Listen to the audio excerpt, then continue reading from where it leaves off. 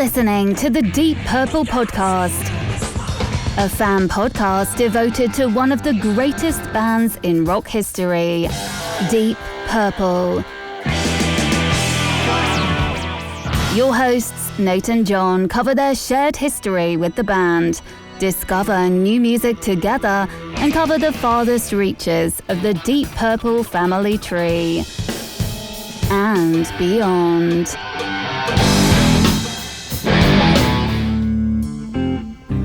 Here's Nate and John now. Welcome to the Deep Purple Podcast, a fan podcast devoted to one of the greatest bands in rock history, Deep Purple. Today's episode is episode number 339, Gary Moore, Corridors of Power. And coming to you from the shrink-wrapped suburbs of Chicago, I'm your host, Nathan Beaudry. And coming to you from the suburbs of Providence, I'm your co-host, John, Captain Coma Matola.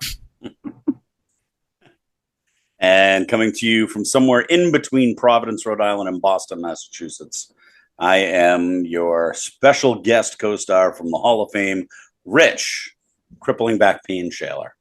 Ugh. So what's going on? What's going on with the old back? So I actually do know now. It took me up. So I had the same problem a few years back, and I thought it was skeletal. I figured it was a ruptured disc or two discs getting. So I love rides and, but we'd go on the rides and any kind of up and down movement, like when you hit hard, it felt like my back was going to explode. It got to the point where I can't. So I went and had all kinds of tests and it wasn't skeletal at all. They're like, it's not skeletal, it's muscular. So I went to the, chiropractor and he tried to figure it out and said that basically the muscles in my back are so tight that it's pushing on a nerve that pushes against my spine when it tightens. And sadly for me, that nerve terminates right where you wouldn't want it to terminate in the private area.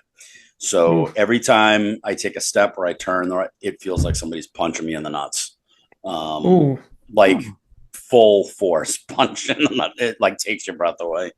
So you would think stretches and stuff help. So I had to go for a few months of dry needling and all kinds of deep tissue massage a few years back, and I took care of it. And I haven't had a problem since. And then I spent a couple of days on my feet on a cement floor in heels, dress shoe heels. Yeah. And I can't even get in and out of a car right now. I mean, I'm on about, all I can think of is Louis C.K. I'm on about 5,000 Advil. You're going to do some damage to your liver. Yeah, but you got to weigh that against how much you want your back to hurt. So, yep. Yeah, it's going to do some damage. But, I'm so pumped for I have to take so many just to take the edge off that it's almost not worth it because then it just makes me nauseous because it's so much Advil. I got to go get the horse pill size one. So I only have to take a few instead of a fistful. But anyway, how are you guys doing? Well, now I feel bad saying I can walk around. Yeah. Okay. When this week's episode starts, I might slip into a coma, but that's just par for the course. Otherwise, I'm great. A Gary Moore induced coma. Before anyone gets upset, John likes Gary Moore. I do.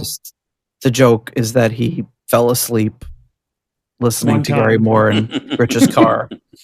I got bad news for you, dude. There's a lot of ballads on this album, if I recall correctly. Uh-oh. with long guitar solos. Corridors of ballads.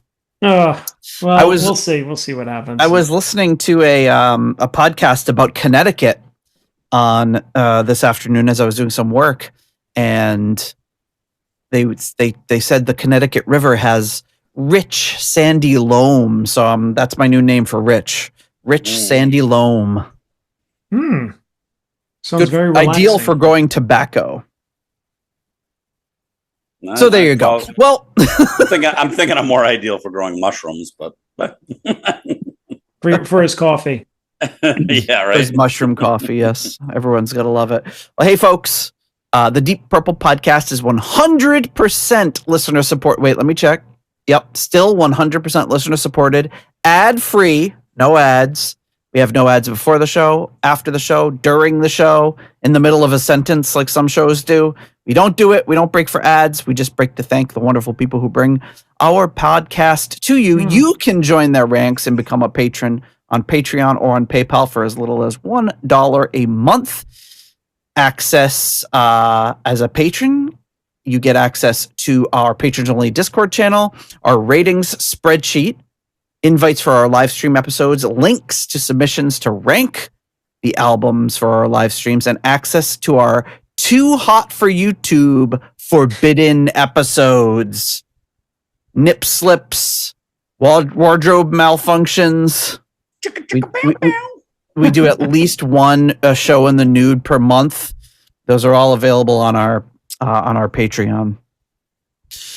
Speaking of our patrons, coming in at the in memoriam tier, the wonderful late Gerald, Jerry, Kelly, and family. At the $25 uncommon man tier, we have Ovis Nakvi and Purple Maniac. At the 20 is plenty tier, Alan. At the 10-pound good doctor tier, we have Dr. Mike Catan. At the turn it up to $11 tier, Clay Wambacher, Frank Thielgard Mortensen, Mikkel Steen, Will Porter, PhD PP, and Michael Don't Call Him Bradford Bagford. At the $10 Someone Came tier, Ryan M., Jeff Bryce, Victor Campos, Better Call Saul Evans.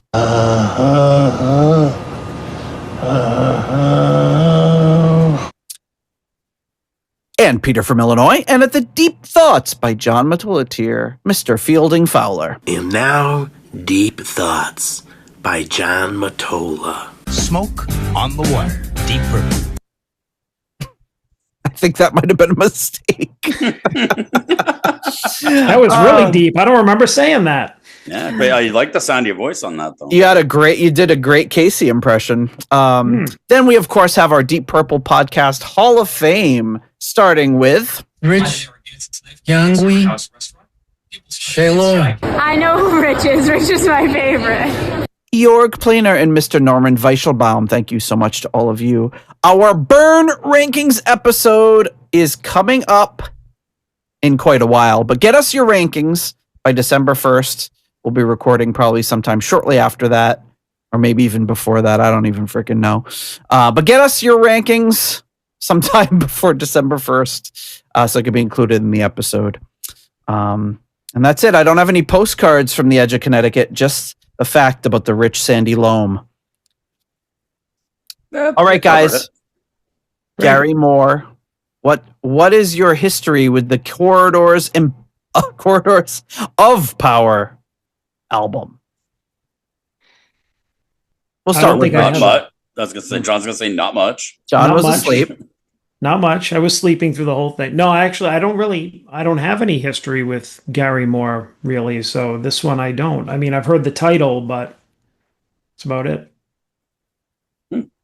So I actually, I have a lot of history with this one. This was, this one, and I want to say, I can't even remember the name of it. The one, Victims of the Future. Mm-hmm. I was hanging out with a friend, and we were talking about, music in general. I was saying how much I like Thin Lizzy, and he's like, "Oh, you like Thin Lizzy? You ever heard of Gary Moore?" And I'm like, "No." Like, I think he's in the band, right? At one point, he's like, "Yeah, he plays." So we had a long conversation. Anyway, he started to educate me. We're talking early '80s, and he's like, "Well, here, listen to these." And he handed me Thunder and Lightning and Quarters of Power, and I want to say Victims of the Future, which he never got any of the three of them back. The cassettes, and those were heavy rotation for me. All three of those. Thunder and Lightning is still a go-to for me. And Victims of the Future and Quarters of Power I listen to a lot. But I haven't listened to it in a while, and I think as we go through this, we'll probably see why. It's very of its time. So I want to try to be fair to it and not judge it and rate it based on how I feel about it now, maybe, but try to remember that it came out in the early '80s and base the song, what I'm saying about the songs on that. Mm-hmm. But yeah, I have that. Like I said, it sat in my car for a long time. Those cassettes were, probably all through the '80s are my companion. Yeah, my history with this is when we were in Philadelphia, we were at a shop and we saw it, and you said, "Oh, That's right. I love this album. You should get it." So I got it. It's back there somewhere. Yeah, the American release. But yeah, I've not listened to it a ton, so I'm interested to get into it as it has a Deep Purple, a lot of Deep Purple connections, including, of course, Ian Pace on drums, Neil Murray on bass guitar, and Tommy Iyer, who we've mentioned on a bunch of episodes, always creeping up on a lot of these on keyboards. So it's just kind of that 4-piece band with some additional musicians on some of the other songs where they had others, including Don Airey on keyboards on a track. So a few Deep Purple connections there. Produced by Jeff Glicksman. And then, of course, I know Rich is probably more familiar with the US cover, but the UK cover, or EU cover, or whatever you want to call it, is a little on the nose. Gary Moore in a corridor, which I'm assuming is Of Power. And it looks like it's got some pickups on the walls and tuning knobs. pegs. Yeah. And Which- and the fretboard. Yep. Standing on the fretboard. I am now seeing some of that for the first time because I only had a cassette, and from that itty bitty tiny little picture, because it was even smaller, because it was the Sure. the black on the top, the black on the, probably said nice price or something on it, and then the tiny little square in the middle. I always thought he was standing in a boy's shower, high school boy's Yeah. shower. Yeah, it looks like the shower. It looks like, yeah. Yeah, they're lights, but they're lights that are coming out of the little fret markers on the top. Right, but I thought that was either the showers or those were the sprayers on the side. The tuning pegs there were like the little spraying things on the side, or the knobs, to turn the shower on and off. Yeah, it looks like a car wash almost. Right. Showers of power. Shower of power. Shower power. Yeah, I had never given it a whole lot of thought, to be honest with you, because you guys know you were cassette guys. Yeah. The artwork sort of came in second. Oh, while we're on the subject of artwork, I got to get this off my chest. Loved the Deep Purple episode, the live album there. What the hell am I thinking, from the 80s? Nobody's Perfect. Nobody's Perfect. Love that. That was one of my favorite albums, so it was fun to listen to that. Did you guys ever get to the bottom of the fish? Why the fish is on it? No. It's a fish out of water. But why is the Leaning Tower pizza coming out of its butt? I got a lot of answers, but none that won't get you banned. I guess, yeah, fish out of water. But yeah, I guess that makes sense. But everything there is not where it's supposed to be. It's all just floating in the air. Well, but I think you established that not all of them were great. Great examples. So, okay, fish out of water isn't great either, but yeah. At least there's some sort of explanation for what the hell was going on with the fish. Other than just fish are crazy. And that is a largemouth bass, only found in the United States. So the fact that it was the Leaning Tower of Pisa, which is clearly not an American thing, I think that was what they were going for. They were like, largemouth bass. No way could an Italian tower be coming out of its butt. Right, exactly. See? I might have made that thing up as I was going, but Yeah. I like it. It sounds it sounds believable. I'm gonna go with it. This album cover a little better. But the US cover, and this is the one that I have the record of, is the Corridors of Power, is not a corridor. It's just Gary Moore on stage with all this pink lights and fog all around him, coming out with his Les Paul. Yeah, see, I always thought that was a live album. Like when I saw that in the stores, I was like, "Oh, that's another Gary Moore live album." I already have a couple. I don't need that one, Yeah, it looks like it. Because you can barely see the Corridors of Power up across the top. Yeah, and I can't. It almost looks like there's an apostrophe between the corridor apostrophe S. Like, some people will do that to make something plural. But it might just be a scuff on the record. I can't tell. No, maybe. But it looks like there's a pretty good sized gap between the R and the S. Yeah, it could just be a little scuff. But very 80s logo with the triangle and the 3D metallic. I like this one. I like this one better. It's very cool, very 80s. But very you look at it and you're just like, okay, I'm gonna get a rockin' album out of this with the pink dildos coming up off the riser there. Yeah. That is a fair assessment.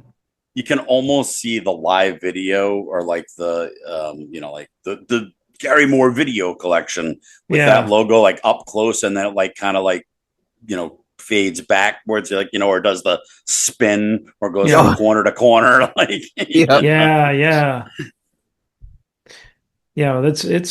very cool. I think both album covers are cool, but this one is more. What year was this one? This is 82. Yeah, 82. Yeah, it's very early to mid. Actually, the pink and the lights and everything looks more like a mid 80s type of vibe.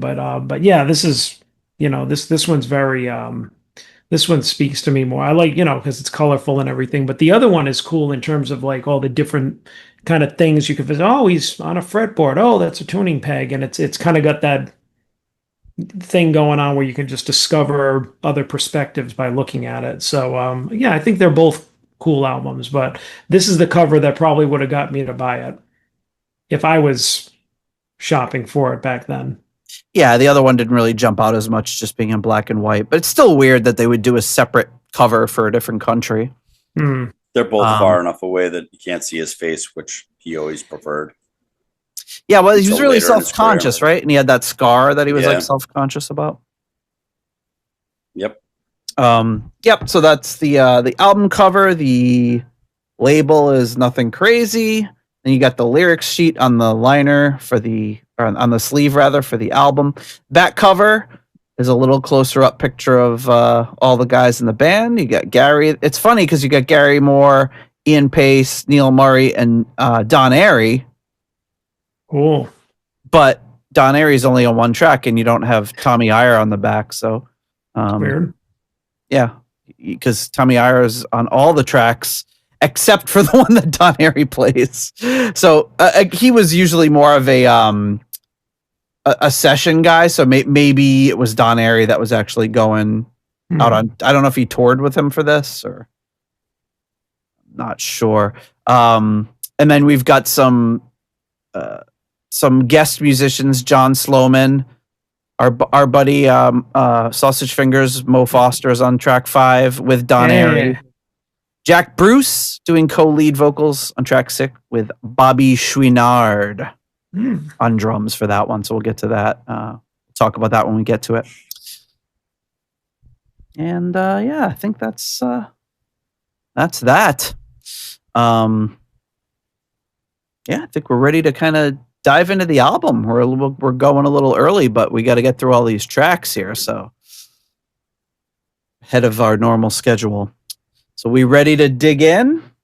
Yeah, sure. Tracks. And before we get into the tracks, we will thank our next level of patrons, of course. And that is our core level patrons. Coming in at the $6.99 new nice price tier, we have Spike the Rock Cat's Ghost and Sugar Tea at the episode $6.66 tier. That's easy for me to say. We've got Steve Coldwell, Arthur Smith, getting support from the patron Arthur Smith, Anton Glaving, pain in the glaving, and Charles Meadows at the $6.65 almost evil tier, Kenny Wymore and Richie Sucksmith. At the 70 Norwegian kroner tier, we have Kai Runa, yes, I'm Norwegian Olsen.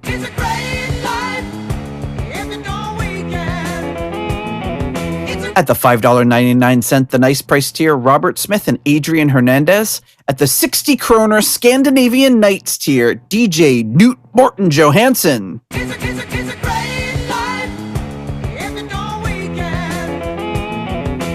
At the €5.50 tier, Merline Rota. At the £4 Lucy 4 tier, we have Duncan Leask. Smoke on the water while you're in the sky. At the $5 money lender tier, John Convery, German Heindel, Jesper Alman, Alexei the Perfect Stranger Slepikoff, Kev Roberts, Scott Zerns, Cynthia Doobie, Raf Calf, My Czechoslovakian is not so good. Coyote Bongwater, John Maselli,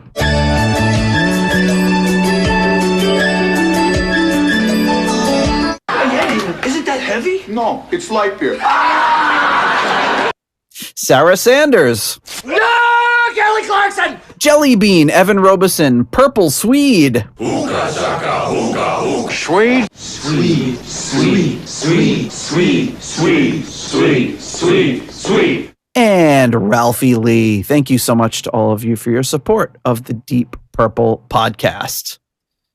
All right. Behind. Have you guys figured out that Ralphie's me yet or no? I mean, I think we figured that out right away.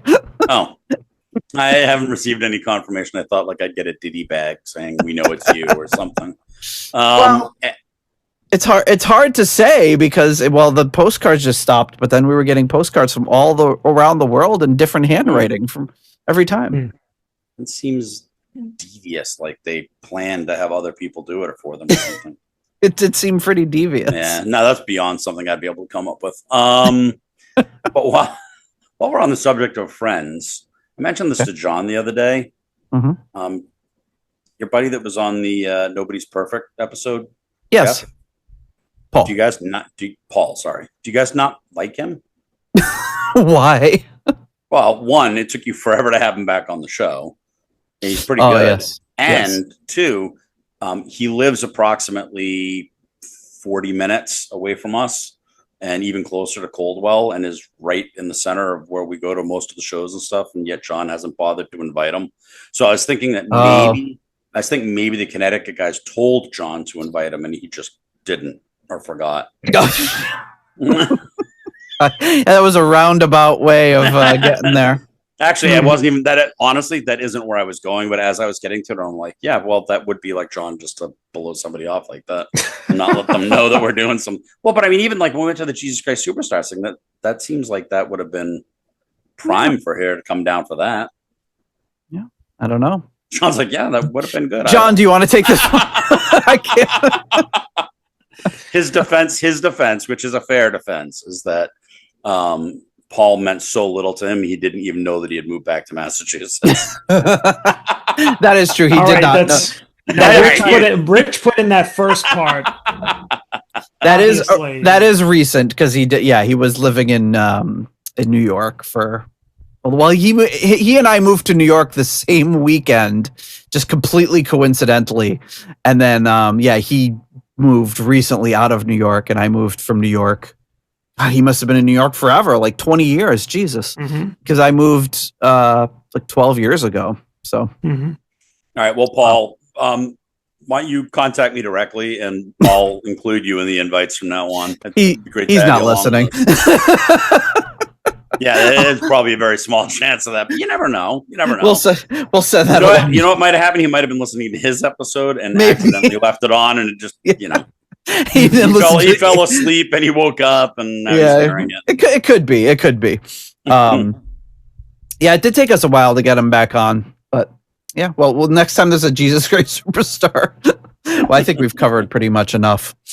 Okay, Ted Neely's got to die at some point. Don't do a Ted Neely retrospective. Oh boy. Okay, so here we are. Gary Moore, Quarters of Power. All songs written by Gary Moore except where indicated. This is only one that he co-wrote with Pace, and one that's a cover. So here we go. We'll start off with side one. Don't Take Me for a Loser.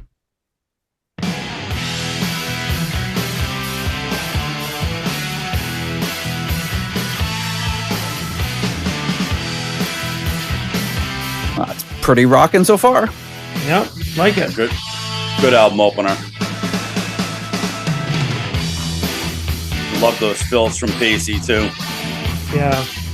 Anybody else would have done a Yeah. I used to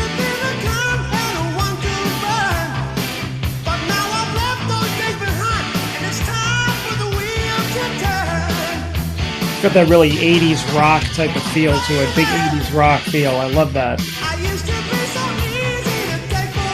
Sounds like he's really singing at the top of his range here. That's Gary Moore singing, right? Yes. Yep. He's another one of those guitar players, virtuosos, like him, Bonamassa, that I always say should have lead singers, guys who actually sing. They're fine. They're not bad singers, but concentrate on your incredible guitar abilities. Right.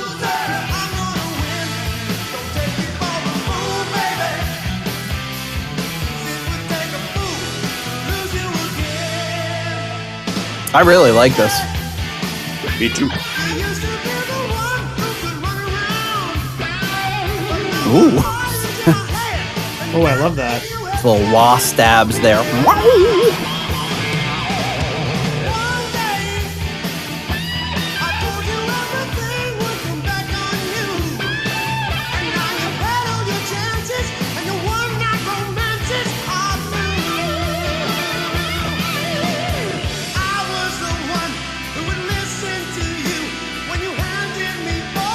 I like that time change and pace adds that real swing to it.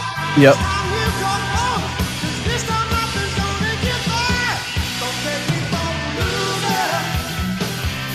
There's something about what that guitar is doing in the back of the it's really reminding me of something.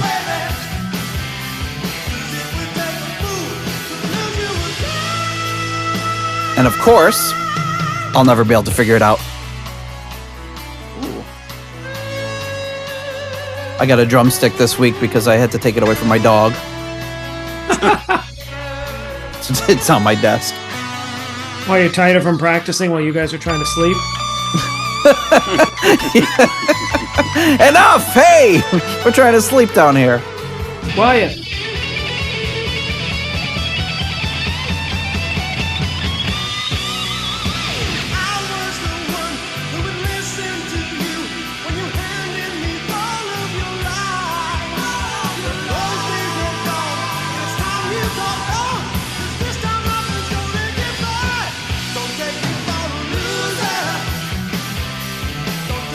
What is that guitar in the background there?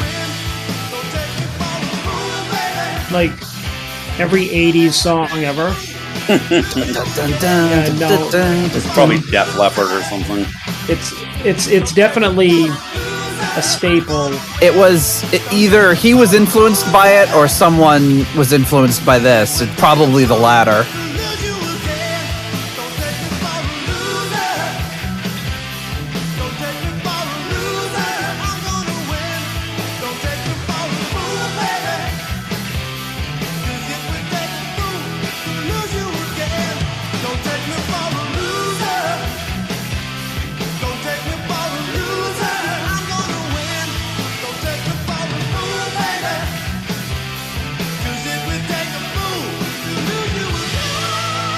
Well, the guitar tone is very Whitesnake-ish. Yeah.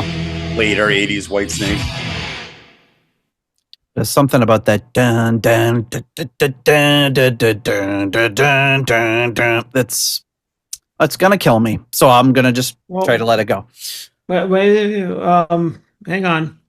When you were singing it, it kind of was it maybe Rainbow in the Dark? Dun dun dun dun dun dun dun dun dun dun dun dun. I don't know. It's kind of got the same, I think there are a lot of songs like that, early 80s, that kind of have that same kind of melody to them. Yeah. Yeah, I'll think of it. It could, maybe it is Rainbow. I don't know. I don't know. When you sang it, that's the first thing it made me think of. So it's when I heard it like now out of context, I'm just making new ringtones for Rich. All right. So who wants to go first and rank this one? Oh, let John go first. All right. Huh? What? Sorry, I fell asleep. All right. That's you're surprisingly alert for one song into a Gary Moore album. I know.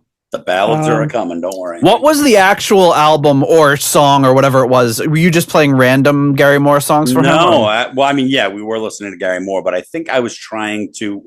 it is on this album actually later on. Oh, okay. But it's not the one I was playing for him. I was playing Dirty Fingers for him because I thought it was. I was trying to show him the solo that that Simon was doing, right? And I mistakenly was thinking it was Dirty Fingers, but it's not. Yeah, it's on this album later on. Okay, so we'll see if John can survive. Yeah, don't want to spoil it. You're right. All right, John. Then what do you rank this one? All right, me then. I'll give this I'll give it a 4. All right. I think it's a great opener. It's got a lot of that great 80s elements to it. A lot of music that sounds like this though. You're in danger of it sounding really kind of generic or like, oh, okay, Diamond Dozen. And even though it's got that kind of that echoey 80s mix to it with the drums and everything like that, I thought it actually sounded really good. And I mean, I think a lot of it has to do with, you don't just have generic players on this either. And, I thought the guitar tone was good and it was mixed up too. Like when he was doing those wah-wah kind of fills, like in the they weren't mixed too back, they were like right up front, which I actually they weren't mixed back at all. Yeah, no. Yeah, that's good though. Usually they would bury something like that. Yeah. Vocals were good, and even things like I thought the same thing too, which is funny, is like that first fill that Ian Pace did, and then Rich was, oh yeah, I like that fill because anybody else would have done this. It's like we all were probably thinking the same thing, which just goes to show how distinctive Pacey is, even in just the umpteenth album that he's played on at this point. So, well, and I think it helps it not be generic, like you said, that there were a lot of could have been generic elements to the song, and Pace's drumming is one of those things that pulls it out of that, because instead of doing the fills you would expect, he's doing those Ian Pace fills, coming off the snare, coming back to the snare, instead of going all around the kit. Exactly, or even just doing or even just doing like the kick drum and snare thing, that don't da, Yeah, it doesn't sound like everybody else does it, or drum machiney. You're very stuff that's produced like this is very in danger of sounding like a drum machine or whatever. But this is starting off really good. Yeah, absolutely. Did you rank it, Rich? No, not yet. No, he started with a 4. So I'm actually gonna go 5 right out of the gate. I was toying with a 4.5, but this is one I would never skip. I mean, it's just a great song. That I love that bridge section where it slows down to almost that swing feel to it. To me, that makes the song. And then it's a great Gary Moore solo. And although I think he should have had a lead singer in his band, I think he would have done better with that. For instance, like when he has Phil Lynott sing with him, it's just better. But this is probably one of his best vocal performances. Like even though he's at the top of his range, he really shines with it that way. Mm-hmm. So 5. That's right. A 5, folks. All right. Starting off with a 5. Not a 1, a 5. Like the second time you've held that up and Nate has barely acknowledged it. Wait. I don't think he saw it the first time. I didn't see it the second time either. Where did you hang up? Oh, yeah, I had the window covered because I was looking at the spreadsheet. Whoops. For those of you listening, I don't know what that is. Is it a paperweight that's a middle finger? No, I think it's an ashtray. So sadly, Julie's uncle passed away not too long ago. Oh. And this was the family treasure that was picked out for me. Appropriate. I was going to say, I wonder why. Yeah. It's a gorilla hand that he picked up while he was in the Navy, giving the middle finger. A gorilla hand giving the middle finger ashtray. Mm-hmm. Well, it's got to be a good ashtray when you have an ashtray and you don't smoke. So it's got to be a great conversation piece. But too bad it wasn't a monkey paw. That's right. That's right. Although this will give me about the same amount of luck. A gorilla flipping the bird. I will give this one a 4.5. I really there we go. I could see if this was like an album I'd heard repeatedly or grown up with, this could easily be a 5 for me. I think it's just Yeah, I'm not that I don't have to explain a 4.5. That's a pretty good rating. But I think you're right. We'll put it over the top for me. Is that nostalgia, like thinking about driving around in my car with my buddies with the cranked up, cranking that tune, and and when you have a great album opener like that, and it's like, oh wow, I'm gonna be listening to this album. This is kicking it off, and I'm gonna hear all these great songs. I mean, it's hard to beat that feeling, if an album you've heard a million times. And like you talked about, like when John and I were growing up, Gary Moore was just not. I don't remember ever seeing Gary Moore CDs or anything in the records. I'm sure they were there, but it was just nothing was being promoted or anything. So really didn't know much about Gary Moore until getting into Deep Purple and a little bit from Thin Lizzy, but I didn't exactly have like a dictionary or an encyclopedic knowledge of Thin Lizzy. I just kind of knew of them and had a few of their albums. So yeah, like I said, if it wasn't for that kid giving me loaning me, which then turned into giving me those cassette tapes, I would not have had, I would have had no idea. I mean, eventually I'm sure I would have stumbled across them or whatever, but I wouldn't have got him the way I did. So thanks, Tony. Tony's going to give you a call like in a few days. Oh, hey man, just wondering, could I get those Gary Moore tapes back? I was really and you know what? Dying to listen to them. Listen, if he did that, I would gladly send them back because I do still have all my cassette tapes. There you go. So you'd send him a box with like 80 other cassettes. Be careful what you ask for. Yeah. My wife says you can have them all. Yes. In fact, you maybe just find out where he lives and send them to him, preemptively. Okay. I'm going with Prism.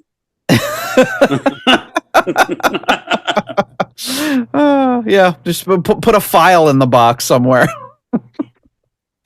All right. So the next track up is Always Gonna Love You. Here we go.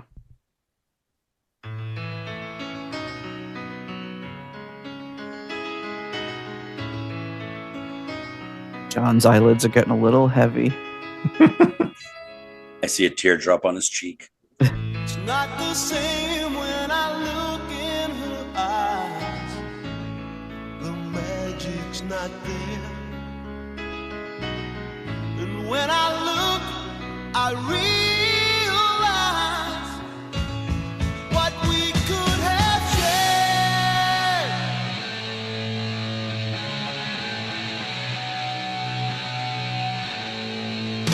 I'm always gonna love you. Oh yeah, it's got like a big AOR kind of sound to it. And this is what I was talking about, that it's very, very early 80s.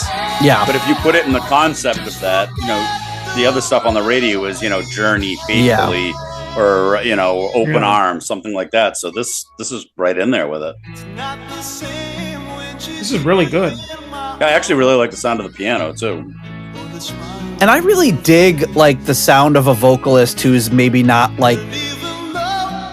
Again, I think he's a really good singer, but I like a vocalist that's like singing from the heart, like, and he's not in the same vein, but somebody like Neil Young, like I really like Neil Young, but he's not a good singer or a great singer at all. But I like the something about singing your own words sort of thing that I always enjoy.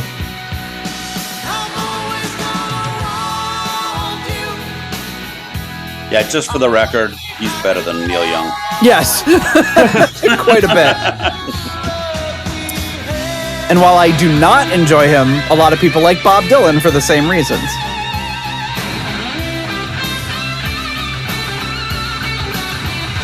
I don't know when this remaster is from, but this is clearly not brick wall compressed or anything. You can see a lot of dynamics in the waveform here.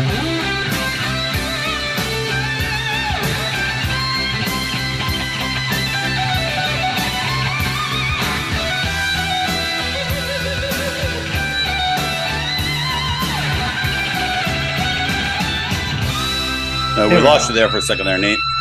Oh, you did? Yeah, he froze up. Oh, it says my internet connection is unstable.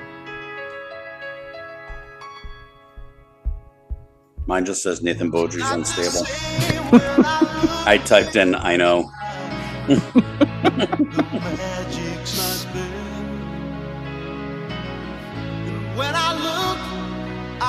That was a great solo. I like that it was. That solo is really nice. Melodic, yeah. Really, passionate.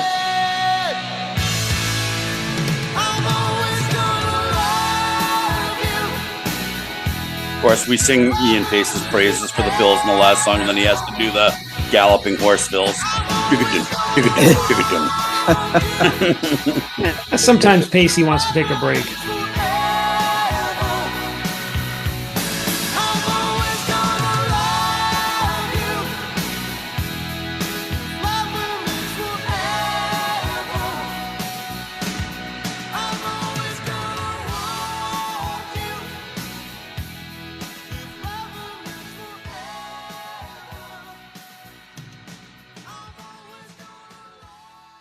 All right. Always Gonna Love You. What do we think about that one? I wonder if anybody ever used that as a wedding song. Somebody must have, I bet, in Ireland. Yeah, that would be a great one. All right. Well, I guess I went first before, so I guess I'll picture a bride with like a super 80s wedding dress with like the those things that like go up, or the hell do they call them? The sleeves that go up like halfway to the fingers and wrap around the thumb. The bangs up to here. It got the same triangle as the Gary Moore logo, like on the front, like for her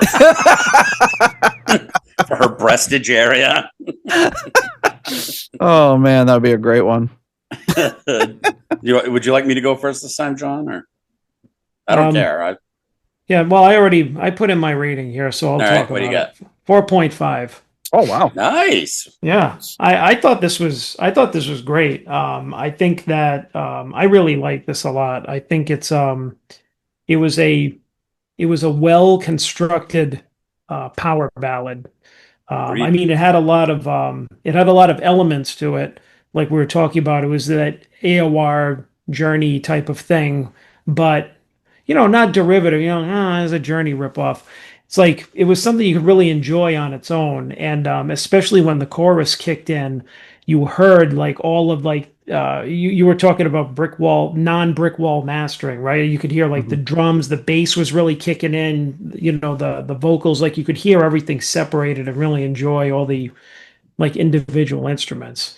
And then he wasn't afraid to do a solo that just ripped, instead of something that was kind of like half-assed or wimpy or whatever. And I really do enjoy how up front the guitar is mixed. Like it's almost like you hear and you're just like, okay, maybe on any other album, like you'd be like, maybe turn it down a notch or two, but I like it up front where it is, because it gives it a lot of grit. So I think this is one of the better power ballads of the early 80s that nobody ever heard. Yeah, right. I agree. It's definitely, for me, it's right in that same realm of like Open Arms. It's got that same kind of feel to it, that build, that but and coming into the chorus.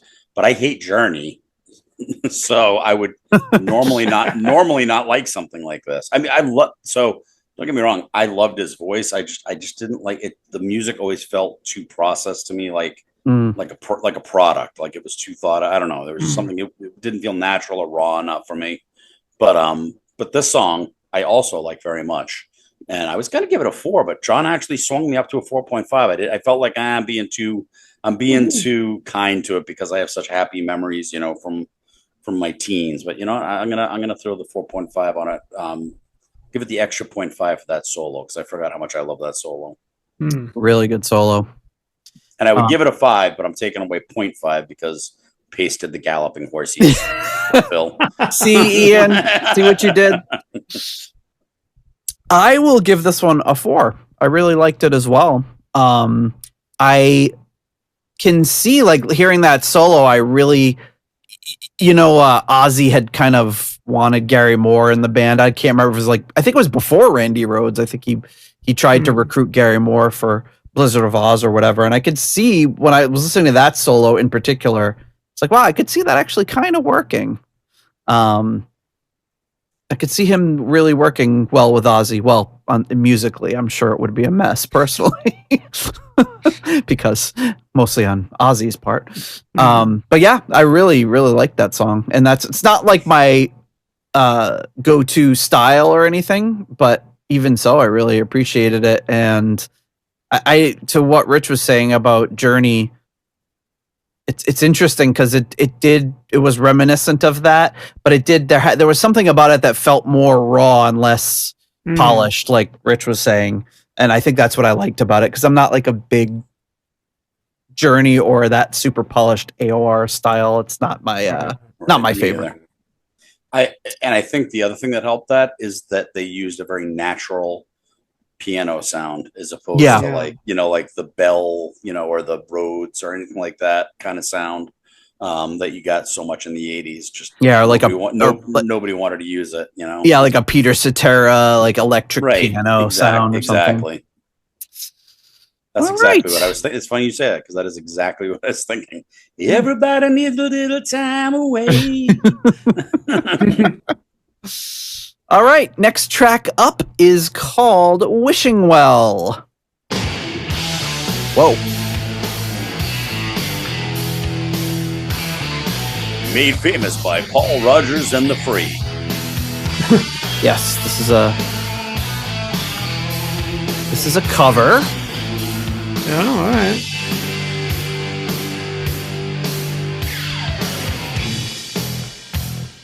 Really had in that opening, he had like a Stevie Ray Vaughan kind of tone to his guitar. Really twangy.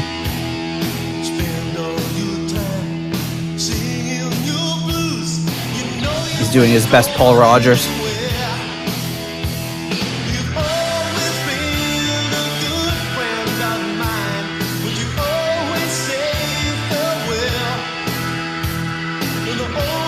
It's hard to hear anybody singing this song other than Paul Rogers for me.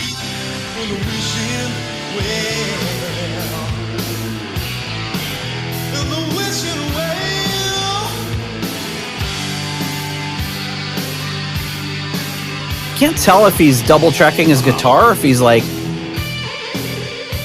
it seems to have two different tones in the different channels, and it might just be routed to two different amps, but it's got a really cool sound to it.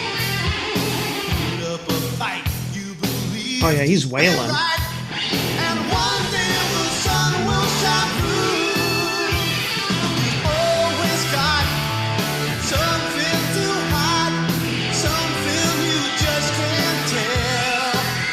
Neil Murray in the background. I like those little. Yep.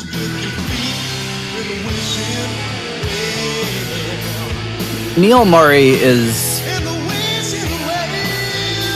such a pro, such a MVP of anything he's on. Oh yeah.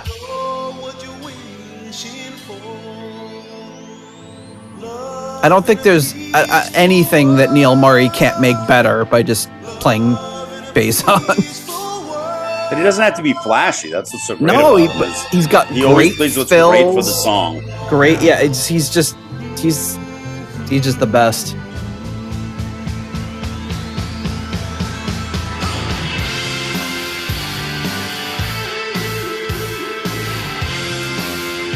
And now that you're saying that, I'm thinking it's very like White Snake what he's doing here. Well, this is right here. It's definitely. It's almost cool for you loving it.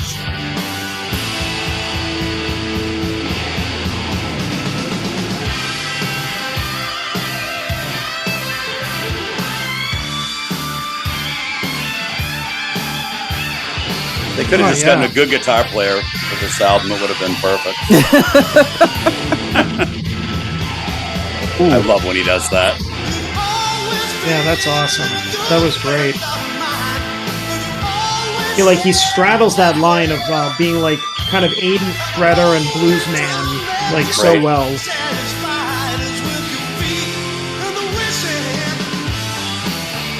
Well, the thing is, he can do it all. But even Like- in the song, like the rhythm is very kind of like his rhythm tone is very bluesy, and then Yep. it's his lead tone and his lead playing is very shreddy, but not And then over we've the heard top. him be super proggy too. It's like he can do almost anything. Well, it's probably why we all like McBride so much as well, because he drew so much from Gary Moore. Yep. And I think John Sykes too. I think Sykes drew a lot from him as well. Yeah, I can even see though that. even though they were contemporaries.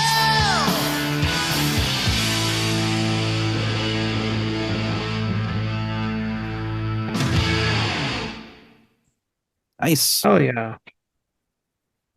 All right. Who wants to go first with wishing well? Nate. Nate wants to go first. Why are our guests taking over, John? I don't know. On the last episode, we had a Please. guest. I don't know that you could really call me a guest. I mean, come on. I'm sort of the driving force of this whole thing. Yes, the mastermind pulling all the puppet master. Puppets. Yeah, but we had when it hasn't aired yet, but we had Jonathan Hedlund on, and he was he took over too. He was like, "All right, John, you go first." You go. And I actually kind of liked it. I was like, "Oh, good, we don't have to decide." Okay, I will give this one another 4. I really liked it. I admit I'm not familiar with the free version, so I don't know how close it is to that, but it's great. I really like it. I am very familiar with the free version and love it, but I like the music for the Gary Moore. I would just love to take Paul Rodgers' vocal and plug it in there. Hey, and that's no knock on Gary Moore. He does a fine job with it, but I mean, Paul Rodgers is Paul Rodgers. I mean, you got Paul Rodgers around, have him do it. But this version, excellent. It's not even a complaint. Had I produced the album, I would have A, called Paul Rodgers, and B, it's as simple as that. had him speed it up just a hair. Okay. Like, I get they're going for that slow burn groove, but I think if it would work well with like, even if you did it at like a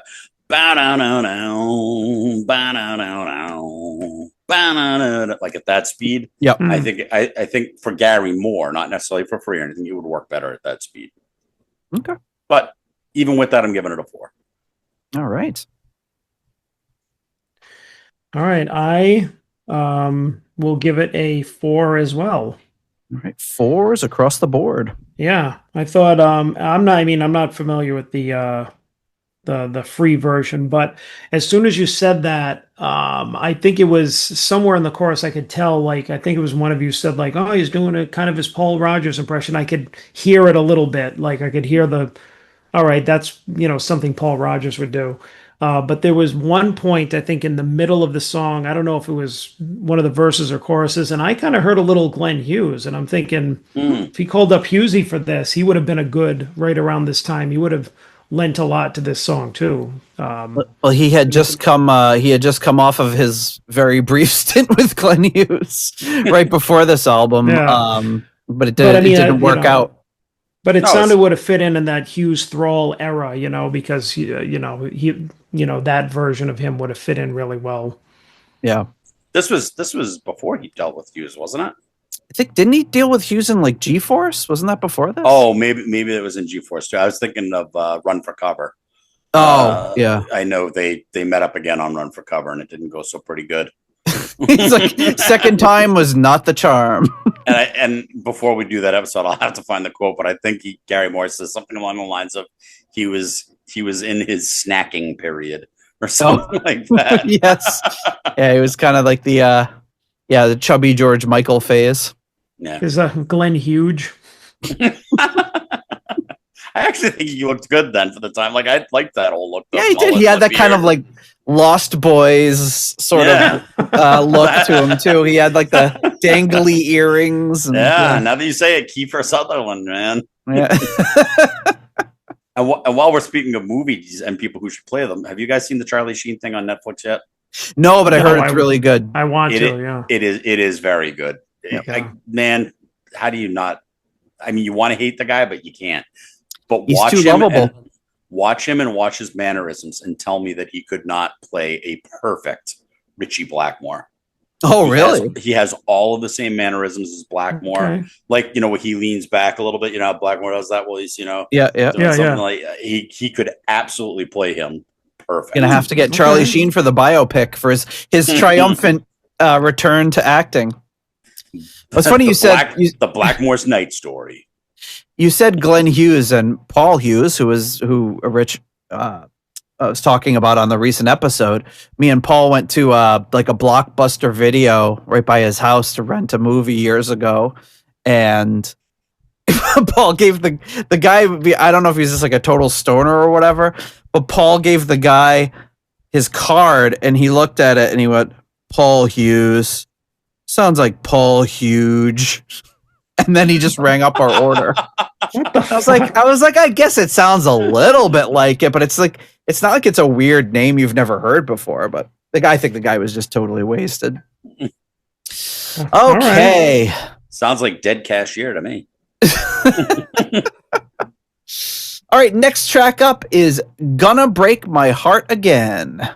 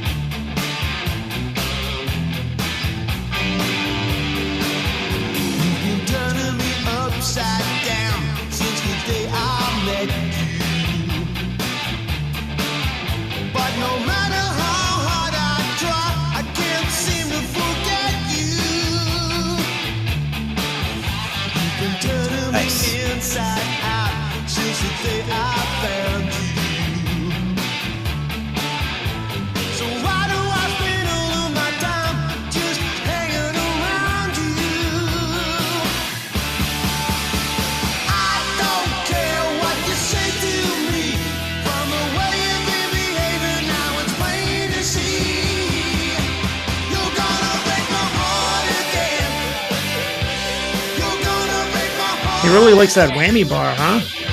Definitely on this song. At the beginning, I thought maybe he got his hand caught in it. His sleeve was. He's trying to get it out. Yeah, he's just trying to get it off. Like, got caught on the button.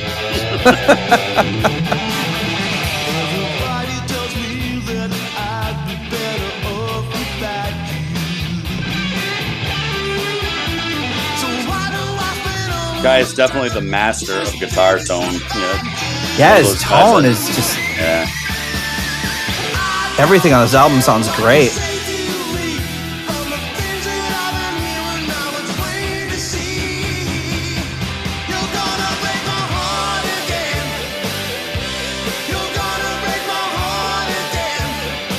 Still running around the studio with the thing caught on his sleeve.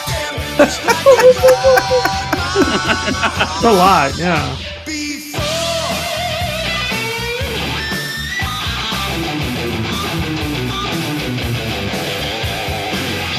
Jeez.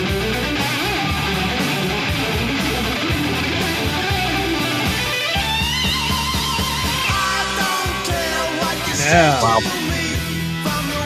Yep. So he had a stint in Kansas, and then he produced the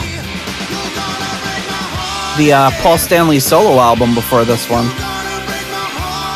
Who was this? Jeff Glicksman? Yep. Yep.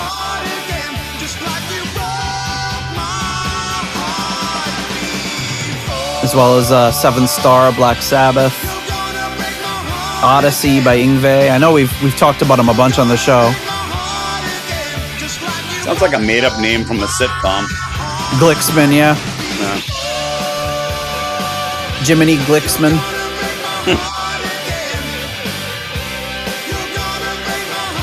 I mean, he's not the most well-known producer, but anything that I've heard that he's done is that sounded really good, like really crisp. And he's got a pretty incredible resume. So I mean, he's, this guy wasn't producing slouches. All right. Except for Paul Stanley. I knew that was coming. Oh. All right. Gonna break my heart again. Who goes first this time, Rich? I guess it'll be me since it seems to about my turn. So this was bordering on filler for me. I mean, it's just okay. I didn't really like the way it goes into the chorus. It seemed, I don't know, predictable, fillerish. But that guitar solo saves it from being complete filler. So instead of a 3, I'm going 3.5, almost completely for that solo. But I'll never be able to listen to the song again without thinking of him having his arm caught on the whammy bar. Get this damn thing off. You're going to cut all that out, right? Right, yeah. Don't worry about it. It seemed like taking his strap off. The guitar still hanging from his sleeve. It's like Mr. Magooing his way through the album. He's going like this. Come on. Get it off. You just at the end of the song, you hear like a bang as it hits the door on his way out. All right, John. I have to say, I was thinking the same thing that Rich was. For some reason, my rating just went oh, and not even a 0, an O. It's going to mess the whole spreadsheet up. Yeah. I was actually thinking the same thing that Rich was for the same reasons. I was like, it sounds like it was kind of going a little bit into filler territory. I do think that even though I like the whammy sparingly, I think it was a little too much during the chorus. Yeah. I just thought it was the song in general was kind of average, but I will say that I did like the guitar solo again. And one of the things that I do like about his solos in this one in particular is like it's very raw sounding. Like you can hear his fingers on the fretboard, and I love that because it's almost got that like demo kind of quality to it. It's like, yeah, we're not going to clean it up, and I mean, I love that on an album. Because, you really hear the rawness of the playing, that really comes through. And here's some things that, he does. And if you think about 1980 being 1982 or even maybe 81 when he recorded it, and think of the albums before that, you don't really hear some of those little riff things or even the sounds he's getting, or like that, the pick squeals in certain spots before that. So... you know what I mean? How many people were inspired by him as we go into the 80s, stealing those little things from him or honoring him? Yeah, whatever. Using them going forward. Yeah, like I can't remember if it was this song or was it the song before it, but where he threw in all those pinch harmonics. It's like, yeah, were you really hearing that much of that in 82? Right. I don't think so. I will also give this a 3.5. That's exactly what I was thinking. Love the guitar solo. Strong song, but yeah, it just didn't hold up as strong as the first 3 in my opinion. Last song on the side, right? The next one is the last song on the side. All right. And it is called Falling in Love with You. It's hard on the knees.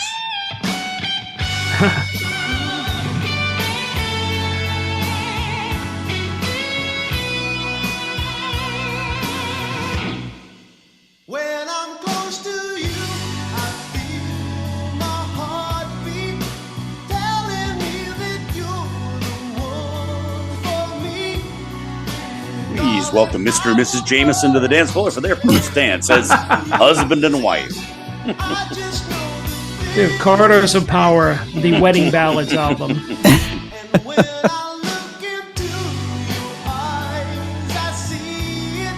I think with like slightly different production, different singer, this could be like something you'd hear on the radio and the. Oh, absolutely! Like this is very like of the time with that synth in the background. I love it. And this is the Don Airey song with Mo Foster on bass. All right, bring in the big guns, guys. We need a hit. Yeah. Make way for SF.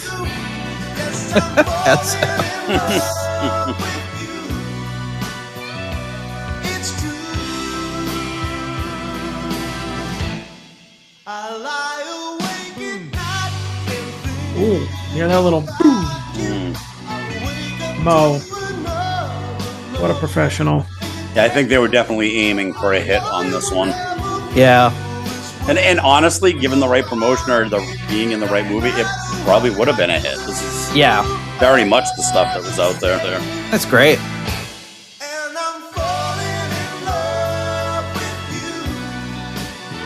don't even think you needed different singer or anything. No, not on this one. I think it's good as is. I think like a song doctor of the early 80s would be like, all right, knock it off with the blues licks, bump the synth up a little, you know, like they'd make it a little bit more boring, for lack of a better word. And I think that probably would have aided it, but I love the way this sounds.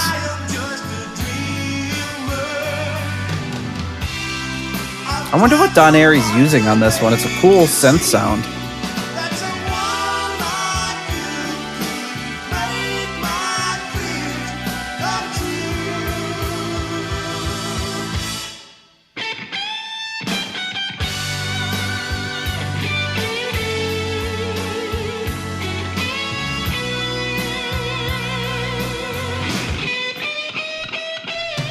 Nice. I'm gonna guess this is the Yamaha CS80 that he's using. Just a guess.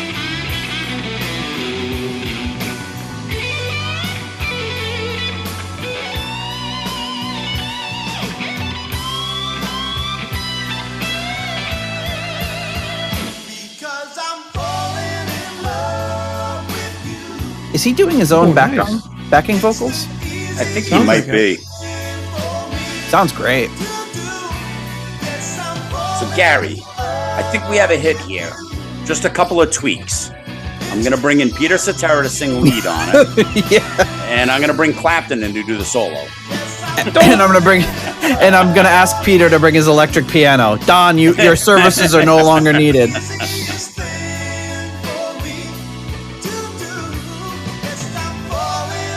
Who's the guy that ruined Chicago? Foster?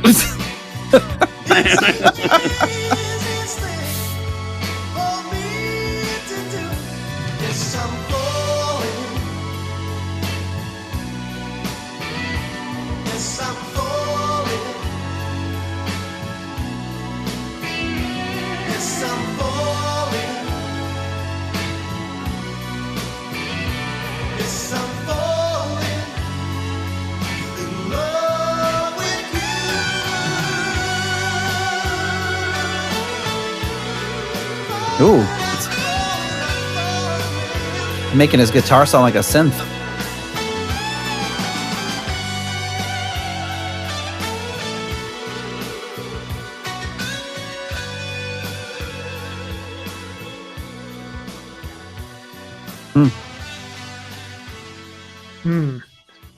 It's good. Nice. And he didn't overuse it either. Right. No. Nope. Which is nice. All right. Who's going first this time? Well, it is your show. You call. That's so kind of you. Should I? See, this is why I made the decisions, because you just sit there and don't make decisions. Because we're just frozen. I've never done this before. Yeah, go ahead, Nate. I'll go first. I'm gonna give this one a 5. Whoa! Yeah, I know. Didn't see that coming. I didn't either. I really liked it. I love the synth sound. I love the vocals, guitar fills. I think everything about it's great. I think they could have ruined it. Well, not ruined it. I think in order to make this a hit, I think it still would have been a 4. But like I said, they would have. It would have been schmaltzy. Made it a little more schmaltzy, a little more boring, a little more repetitive, and I think it would have been a huge hit with the right promotion. Agreed. But I love it the way it is. I think it's great. I'm not often in the 80s whenever there's keyboards or synth involved. I'm always like, it can be hit or miss. But I love the sound that he used. It was very subtle. It was in the background, but I could have actually used it bumped up a little bit to have it be a little more synth forward. But it's great. Loved it. It's funny. This is probably why it's best to listen to these things like together, because if you had just said to me, hey Rich, what do you think? I probably only would have given it like a 2.5, which has been like, it's an average song. It's, it's fine. It's a ballad. But when I start to really put thought behind it, like, and say like, okay, this is 1982, comparative to, like you said, like other songs of that style, he does more with it. He saves it from being schmaltzy, from being predictable.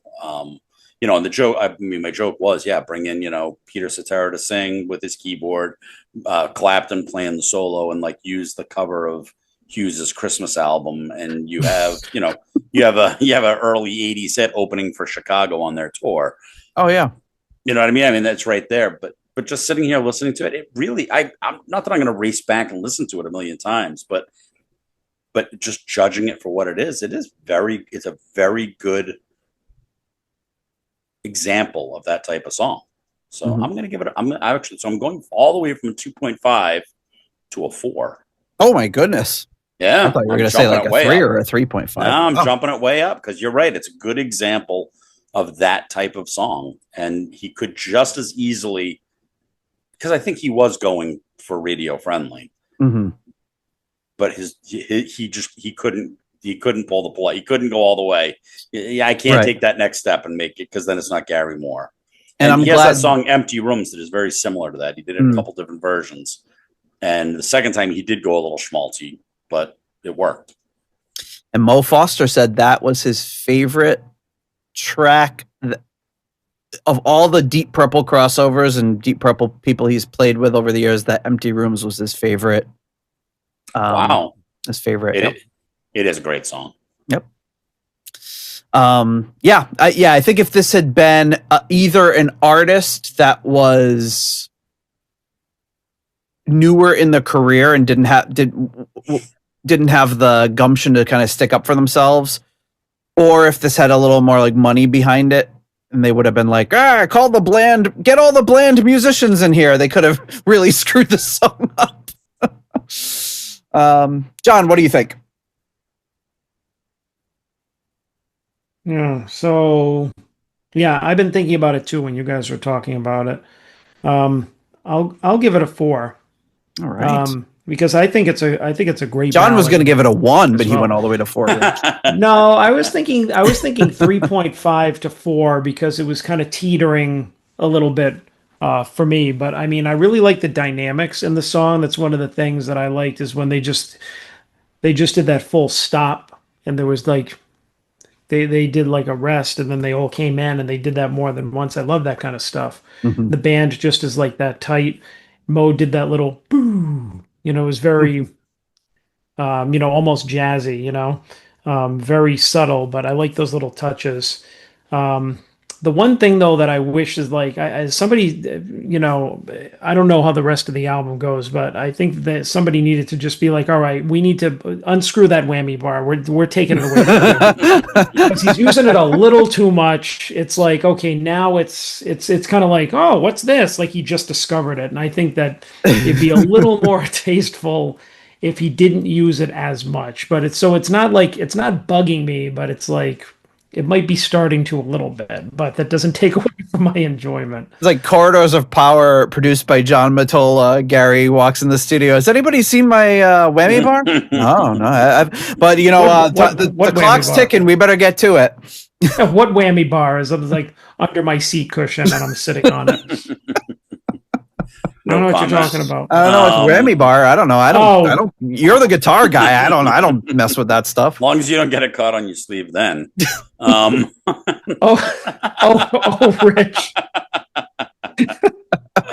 Why did I put it under my seat cushion when Rich is right here? I have no idea. It's like you never learn. I could have hidden it away somewhere. I just don't know why you threw up the air quotes when you said seat cushion. Stick it in my seat cushion. Anyway, now I completely lost my train of thought. So, and along those lines, a little ballad heavy for what was that, like 3 ballads out of 5 or whatever. I mean, a little. I mean, Yeah, but you know what? You got to give it to him though. It's like all 3 ballads are good. They are good. That many ballads on one side of the same album could be like horribly wrong. Like you'd be at least like 1 or maybe 2 of them. You could be like, I like the first one, but the other 2 are kind of. But I mean, these have all been really good. Yeah. Or put them all on all ballads on one side. You could have like a make-out side of the album, Yeah. The rockin' side and the make-out side. Make-out side. The wedding side. I mean, I'm liking the sequencing of it. I'm not finding it, or I'm not finding the ballads to be so they're not like very samey or anything. It's not like, oh, another one of these. They're like interesting enough ballads that I think it's mixing it up pretty well. I think I would have gone from the opening track though to the free cover and then to a ballad. It was a little jarring to go from the rockin' tune right into the mellow ballad. Yeah, for me. Yeah. But more of a. You're gonna have a barn burner opener like that. Maybe a little bit of a step down. Up, All right. So on the second side of Rich's cassette that he stole from his friend, the first track. Wait a minute. I'm gonna hit the reverse and the fast forward button together to switch sides. Ka-chunk. Here we go. I'll add some tape hiss at the end so we can get it real authentic. This track's called "End of the World."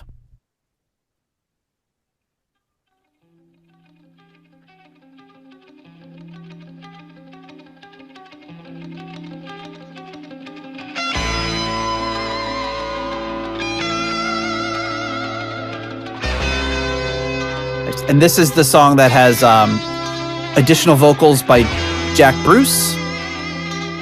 And this is drums by Bobby Chouinard. And I believe this is the song Rich was referring to earlier, if I'm not mistaken. It is. I'm pretty sure that this is that little piece that McBride did when we saw them live.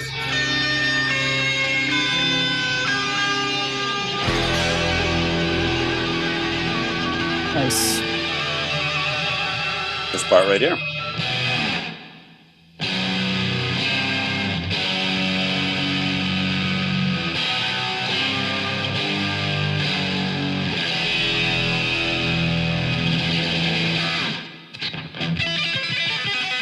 Yep.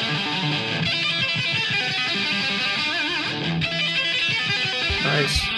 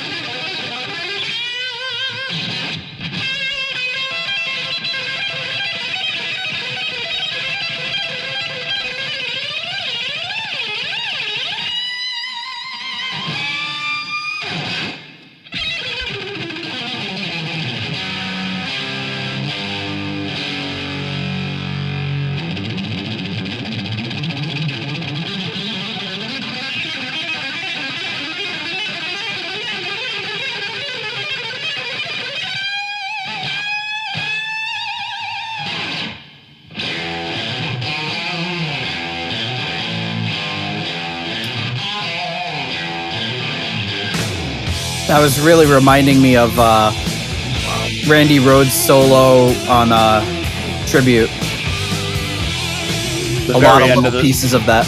Good call. The very end of the solo there where he's doing that round, up the neck. Yeah. Made me think of the end of the Crossroads solo where he can't quite get that last note. Oh, yeah, He yeah. has to give up and drop his guitar.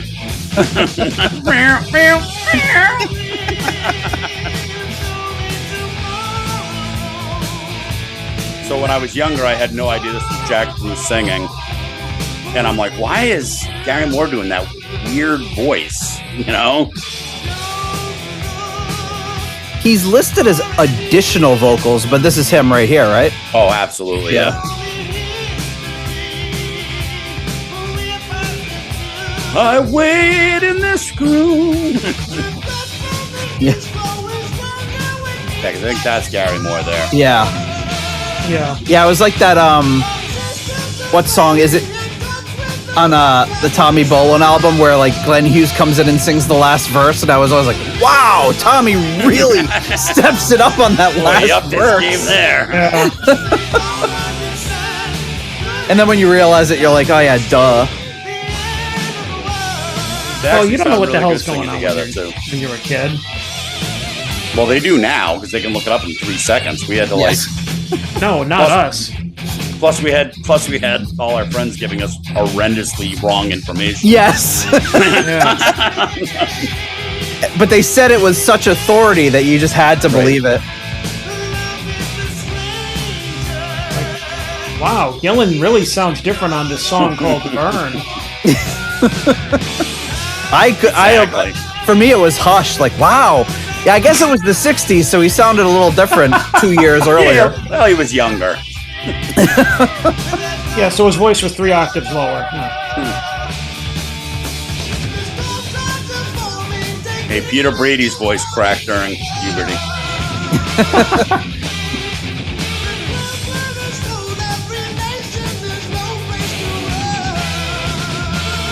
Could do without watching you beat off Nate. Yeah, I think I'm just gonna have drumsticks on every episode now. This is fun. I mean, this song is great. This is like a real, almost like a Dawkins style kind of rocker. Good call. I didn't even think about that, but you're right. Like the vocals remind me like it could be like a Rainbow song. Like a little JLT in it. Yeah, like something off of Down to Earth or something. Yeah, Graham Bonnet, yeah. I was just listening to Down to Earth last night on my way home from work, but then my daughter changed something on Spotify, so it turned into K-pop. Ooh, I like the little Doppler effect there. Yeah, I love the European ambulance guitar thing.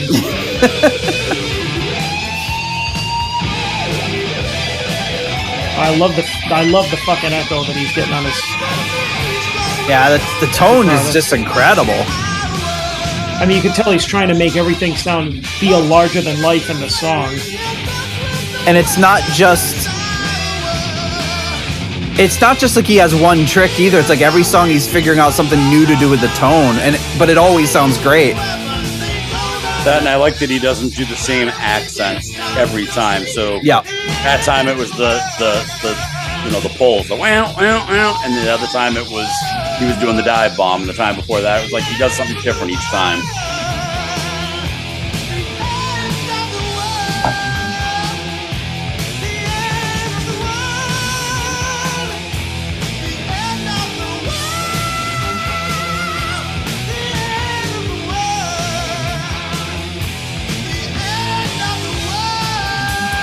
This Bobby Chouinard, the drummer on this, is from Brockton, Massachusetts.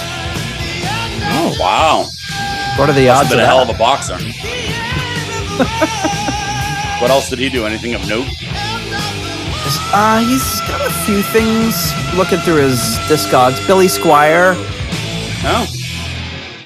He's a Mass guy. Isn't Billy Squier from Massachusetts? Is he? Maybe. I don't know. Alice Cooper. Oh. He's been done a few things. I think when I searched this guy, I think it came up. There's like a soccer player or something with the same name, so that came up. But he's got his links on Discogs are Facebook, and then unfortunately Find a Grave. He passed away in '97, age 43. Wow. Yikes! Oof. Heart attack. Shit. That's too bad. That's terrible. Okay, so End of the World. It's not the end of the world, but it is the end of the song, so we have to rank it now. Who is going to go first? John, why don't you go first? I'm giving it a 5. I knew it! Whoa! I knew it! I had a feeling. Yep. I had a feeling. Yep. All right. Well, what gave you that feeling? That you were enjoying it throughout, and you were he's making it all big, like in. And you didn't get pissed off by the whammy bar. I don't care. That's right. You can use the whammy bar in this one. I like it. Well, I mean, when you get a song that starts off with like a extended guitar solo, and then it goes into this, where I mean, you had that chorus just had that kind of galloping bass, which just like that really driving, kind of rhythm to it, and I mean. I thought, all right, Jack Bruce, let's see what's going on here. Didn't even sound like him, like what you would think he would sound like. Mm-hmm. I thought he, like you guys mentioned, those two really complement each other well. And I mean, I think choosing him to sing the song was great because it was like heavy. Like I said, it was very like kind of early, Dokken in their prime type of feel to it. Very kind of like this was like his metal anthem type song. And then, like I said, the guitar solo was just like, again, it was wild. He just, all right, I'm just going to turn up the room reverb and just fucking wail. And I mean, that just, I think all of the, just aside from the song itself, all of like the choices of like tone and production and the playing and everything just elevated it beyond like a regular kind of rock song. So it's like I feel like this is for me right now, this is the album's centerpiece. Love All it. right. Rich? So this one kind of snuck up on me because, well, one, I agree with you on having him sing that, because it was almost like a soaring vocal that you wouldn't really expect from him. But if you think about it, like it's very reminiscent of "I'll wait in this place where the sun never shines," right? From Cream. Like it has that same kind of soaring, vocal, and it does work on this. And Dawkins, that you kind of nailed it. I didn't even think about that, which would also make me understand why you're giving it a 5. But this song for me, I very rarely listened past the guitar solo at the beginning. I would just rewind and listen to that 100 times because, and I'll embarrass myself, and hopefully you guys will be like, yeah, I did that too. But if you don't, like, that's okay. I'll just leave myself out there embarrassed. But like, that was the song. That little piece of the song was like, that was my fantasy. Like, yeah, I'm playing that, and people are watching me play that. Like, oh my God, that guy can really play guitar, And I used to think I was the only one who did that. And then I saw a comedian talk about it. He's like, and I used to think about catching the game-winning touchdown and then dying in the end zone. Like, and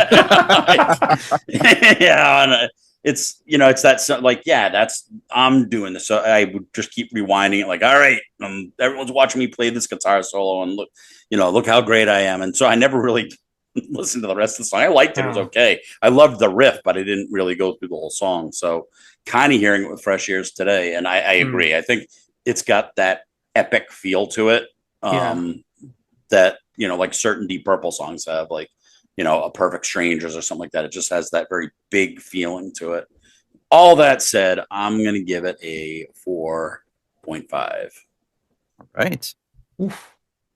Yeah. My parents had like a really old pair of tennis rackets that you just grab one of those and then pretend I was, I was playing before I had an actual guitar, either that or like a broom.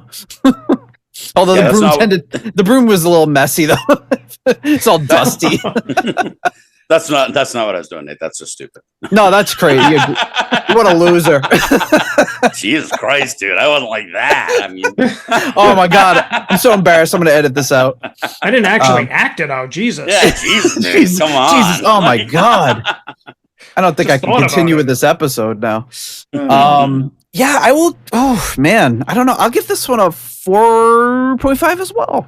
Really liked it. And I think it's really ballsy to look out, Ozzy.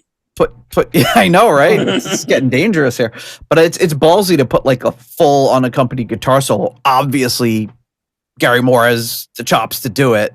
But I can't think of many songs we've heard. There's that Gillan song where Bernie Torme goes, which I'm drawing a blank on it now, where Bernie Torme does like the same thing, where it's just literally just wailing for a minute and a half, and it works really, really well. Was it the solo in Mr. Universe? Yes, that's the one, yeah. Yeah, that came in the middle, but I mean, it was basically just a guitar solo with the drum solo happening in the background until it dropped out, and then he did all that shit. Like, I love that shit, and the fact that they don't do it that much on albums makes it even cooler, because the few times you do hear it, it's like, if it's done well like this, you're just like, fuck yeah. But we still haven't heard a drum solo on an album that's excusable. I unless it's very short. Ringo Starr. Yeah, exactly. It's all of about 11 seconds. I think that's fine. But yeah, once you get into the 1 minute territory on a studio album, completely unacceptable. What was for me is really great about that guitar solo into the song is the way that solo just dovetails right into the lick. It just fits so well and works so well.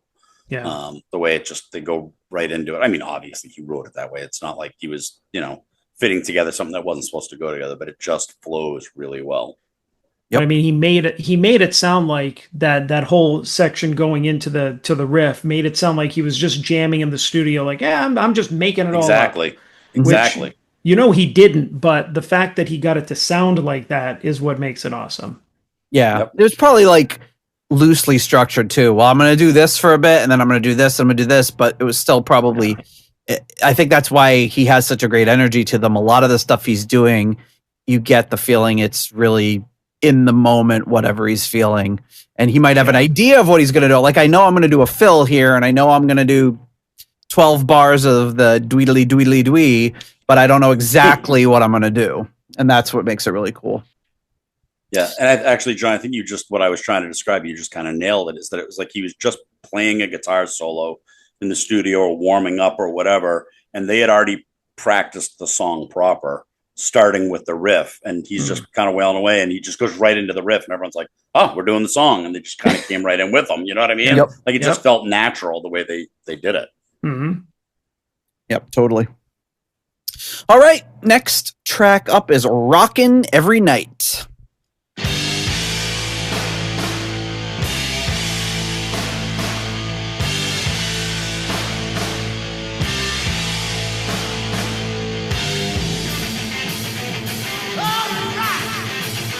All right.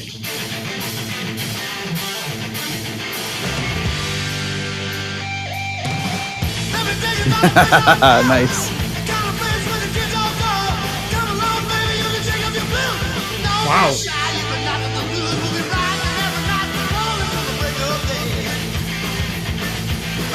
This was the one that he co-wrote with Ian Pace.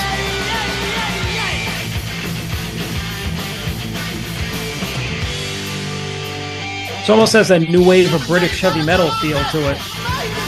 Yeah. Yeah, I got a little Motorhead feel to it. Yeah, it's very like the delivery of the vocals is very metal or very Motorhead.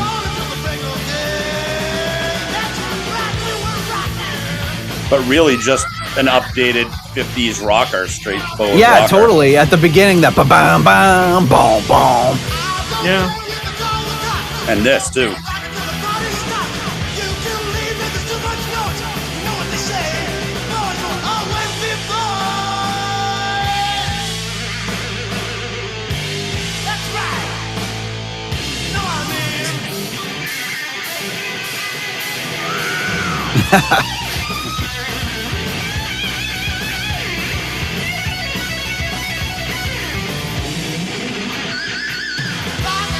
Jesus. Oh, that's great. Kept it just short enough. Pacey with those lightning fast single stroke rolls, man.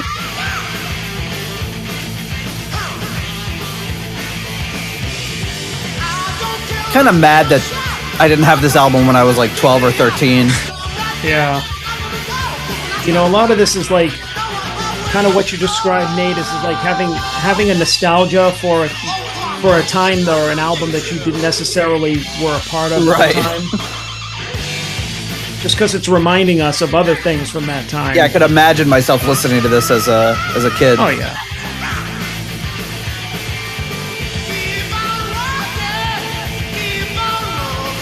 Driving around in the back of my Chevy Malibu. Cranked all the way. Heading over to Leechmere. Leechmere. Yeah. Oh, they got all the keyboards out there you could try in the video games and stuff. Yeah. Yeah, the Leechmere usually played the music too. Like, so a few times I'd be in Leechmere and I'd hear something and I'd go ask, like, what are you playing right now? And I was like, I'd get the album. Wow. First place I heard Why Can't This Be Love by Van Halen. Really? Yeah. Not surprising. Yeah, they were always playing CDs they were selling or whatever. Right.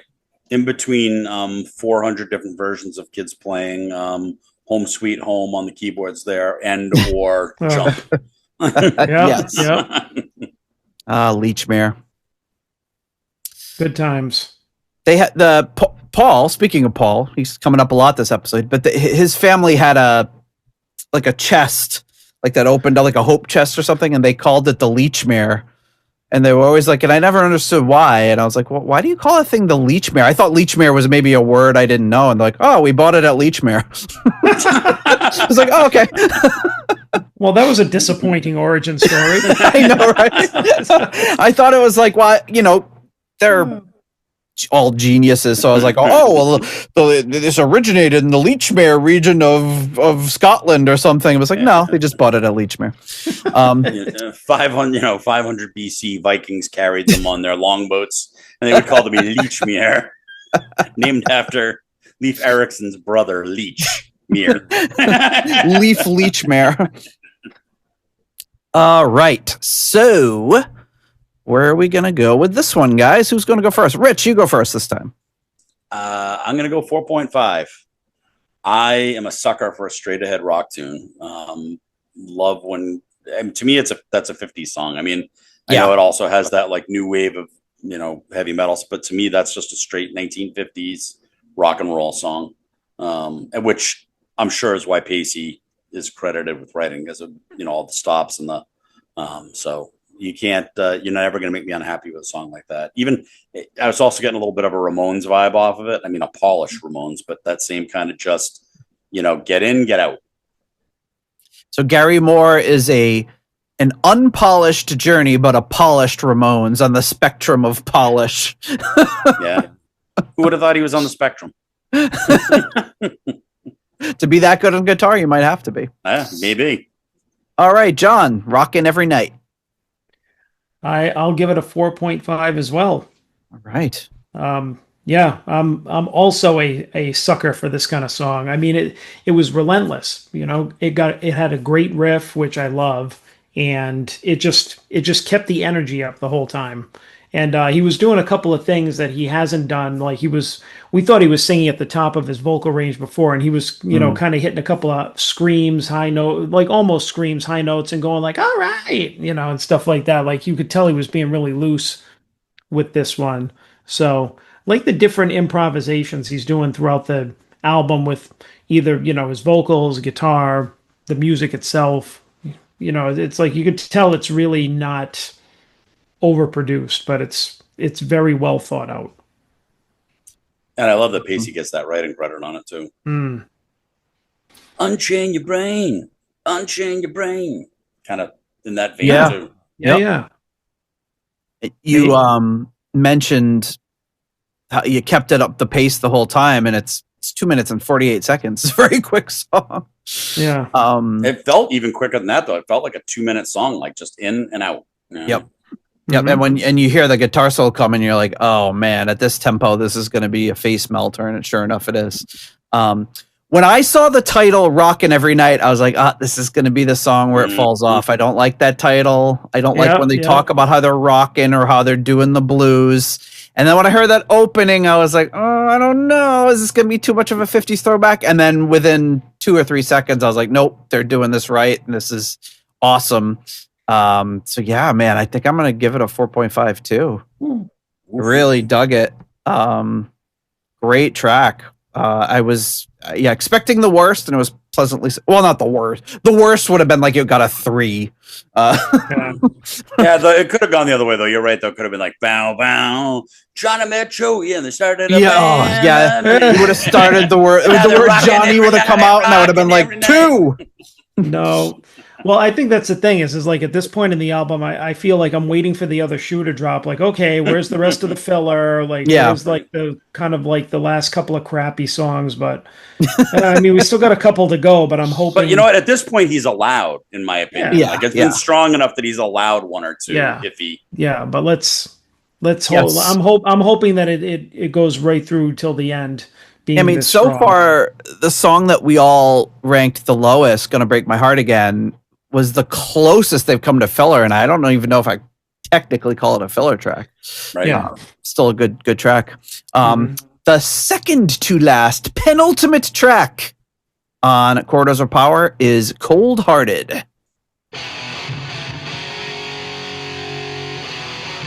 Another great tone.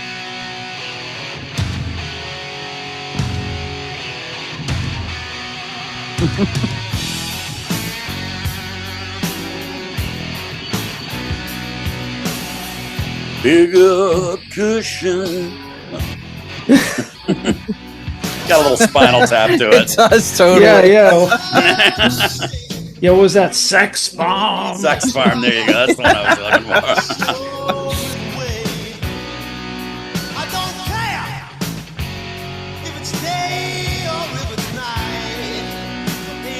foreshadowing his blues albums. Yeah. Mm-hmm.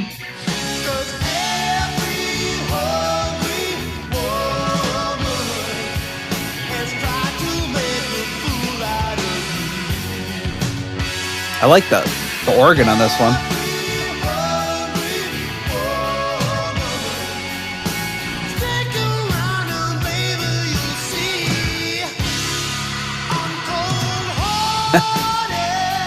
Sex farming.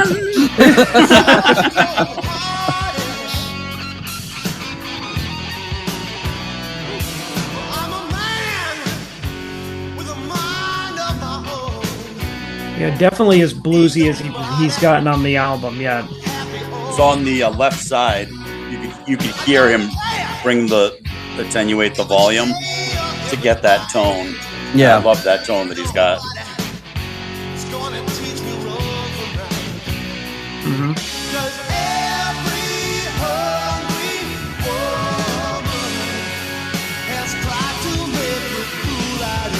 I love how he's got that bluesy feel, but without cliches. So the blues can get very repetitive. Yeah. But like that whole chorus is not bluesy at all, really. It's like a pop chorus, but it's got this great blues playing, and the verse is more of a blues sort of thing.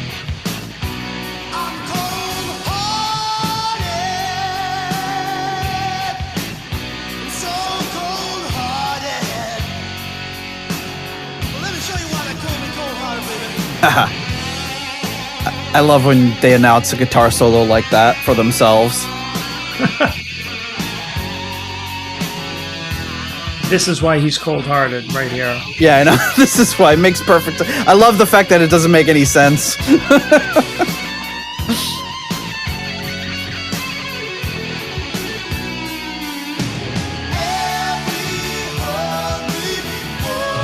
And so this part right here is actually melodically, it's actually the same as Wishing Well.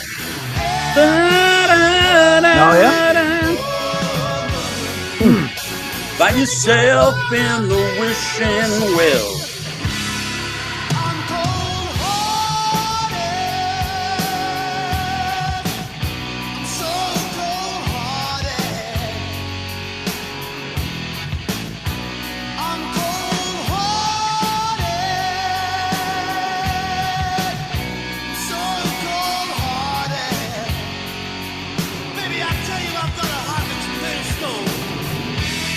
I got a heart that's what? Really cold? I missed it. Chilly Willy, man. Chilly Willy. Come on, Chilly Willy.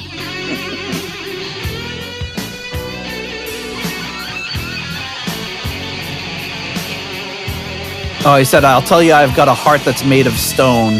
Ah. He doesn't have to tell me. I can feel it.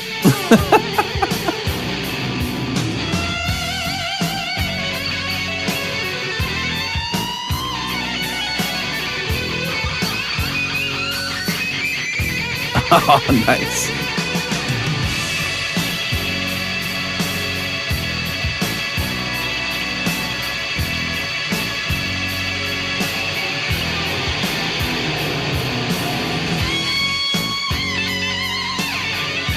Wow. This is like the perfect, like,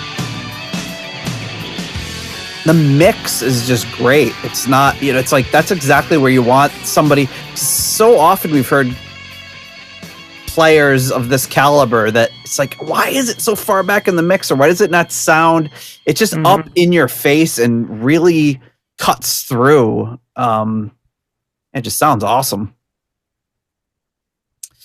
All right, Cold-Hearted. Don't be cold-hearted, guys. Tell me how we're going to rank this one. Or should I go first? Nah, you go first. Let's pretend that was your decision. All right, we will. I'm taking charge here, if that's okay with Rich. Whatever. Okay. You know how I am not in charge? How's that? I do not have a ditty bag. It's true. It's all true. Ah, man, I don't know. I'm gonna give this one a 4. I really liked it. I really liked the playing. I think it's it's just it's very simple kind of bluesy verse, but I love that chorus and solos are awesome. Yeah. Rich, why don't you go next? Damn, I was hoping John would go next. I could if you want. Yeah, please do. All right, so you can stew a little bit more on I am. it. I'm really going back and forth. Yeah, me too. But I think I'm gonna have to give a 4. I really I think the guitar solos did it for me because I was thinking about it during the guitar solo. It was like I felt like it was too short. Like he could have gone on like several more bars and I would have been fine with it. And then he really let rip on the outro solo and then it faded out. And the reason it was like frustrating, but I loved it is because he does exactly what you want him to do. Is he leaves you wanting more. He doesn't hang around too long and just be like, all right, enough. This is boring.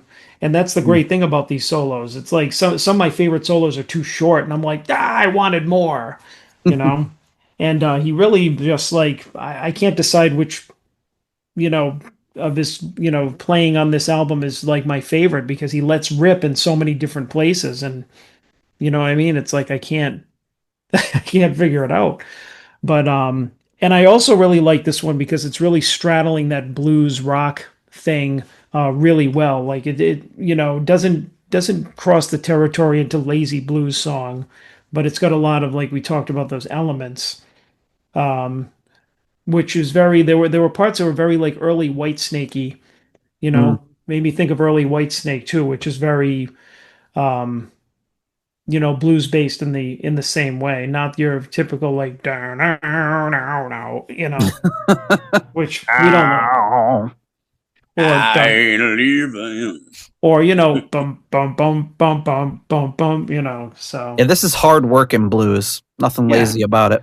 Yeah, good stuff, and I like the riff too. Made me think of, I know it was like several years later, but maybe think of a Dio riff from Dream Evil. Sunset Superman. That's exactly what I was thinking. Yep. Yeah. Mm-hmm. All right, Rich.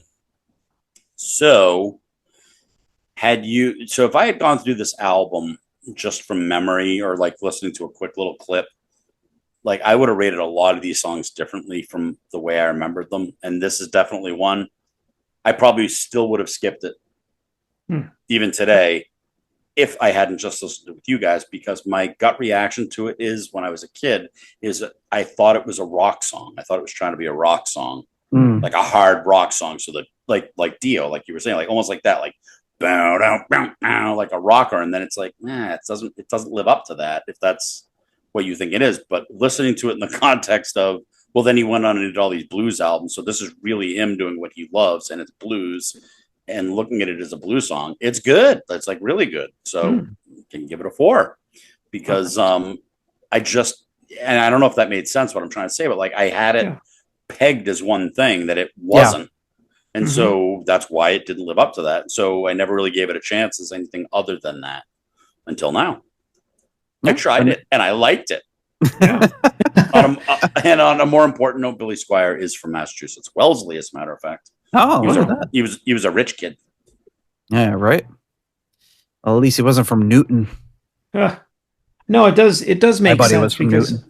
I've heard a lot of things when I was younger that I had pegged as one thing, but then when you understand music or you hear more nuances as you get older, you go back and maybe listen to older stuff and you can hear the influences or the blues or whatever you're listening for in other songs and be like, oh yeah, I hear this or I hear that, and you gain a new appreciation for it that maybe you didn't have. So I totally get it. Completely unrelated, but my buddy that I ran the recording studio with grew up in Newton, Mass, which is like a very wealthy area. And one time we were in the car. There's an understatement. with his friend driving around, and out of one of the houses pulls a truck, and on the back of the truck is a helicopter. And so my friend says, "Oh, what do you think they're doing with that?" And his friend says, "Probably replacing the gold plating on the propellers." Works very well if you know Newton. All right. That brings us to our last track on the album, the final track, I Can't Wait Until Tomorrow. I can't wait till tomorrow to listen to this on my way to work. I was thinking the same thing. So this one was actually recorded in this corridor. with all the knobs turned just so. I've been searching for something I might never find.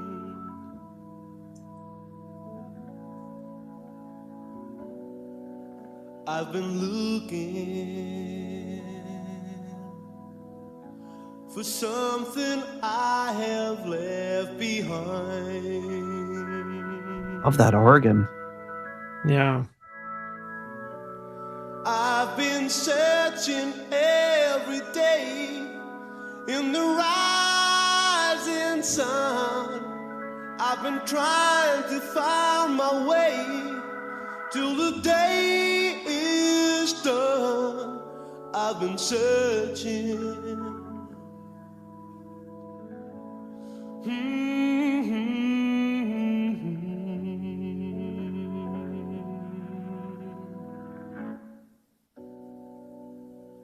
I've been reaching for something Like up until this point, it had a very early Deep Purple meets Whitesnake type of vibe to it. Yeah, very like mistreated. I've been dreaming of something. So yeah, it was making me think of a Whitesnake song off of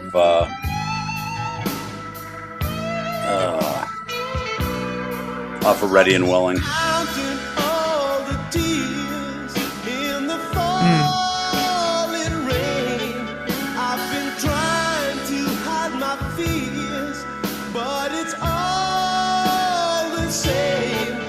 Is it Ain't Gonna Cry No More? It might be, yeah, the very beginning of it. I was dreaming of the past.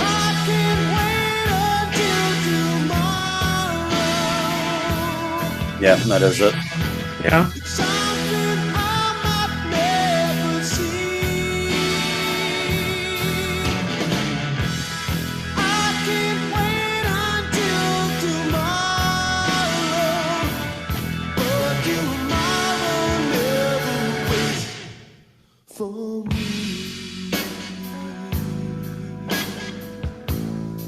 It's another really great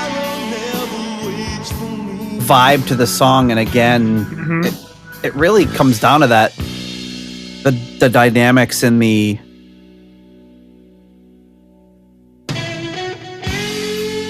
production that you just don't hear that much anymore. And we were just talking in the Discord about the new Glenn Hughes album, and I really like it, but everything's just maxed out. It's so loud, and it gets fatiguing. You don't have that space in the music, and you can just look at this and you can tell, oh, that's where the drums are going to come in. Even on one of those newer songs, when it's just piano or acoustic guitar, it just looks like it's a heavy metal song the entire time. It was Blind Man. Oh, Blind Man. Yeah. The very beginning. Murray Blindman, nice to meet you. Oof.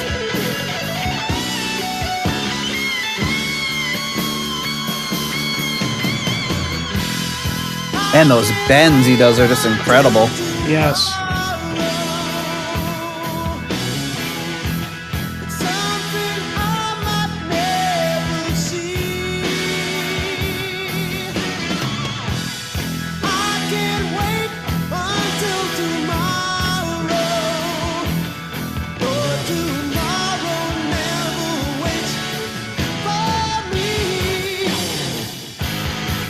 Oof. Yeah, I like that.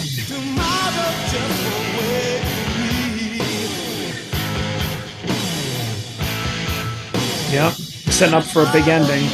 Yeah.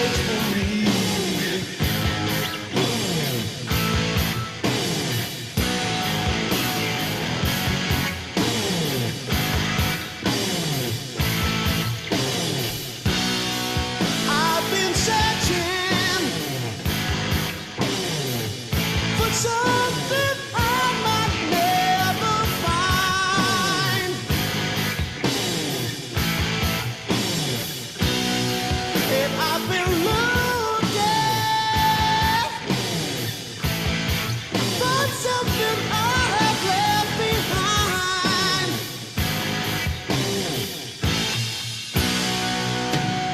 I've been counting all the tears in the falling rain.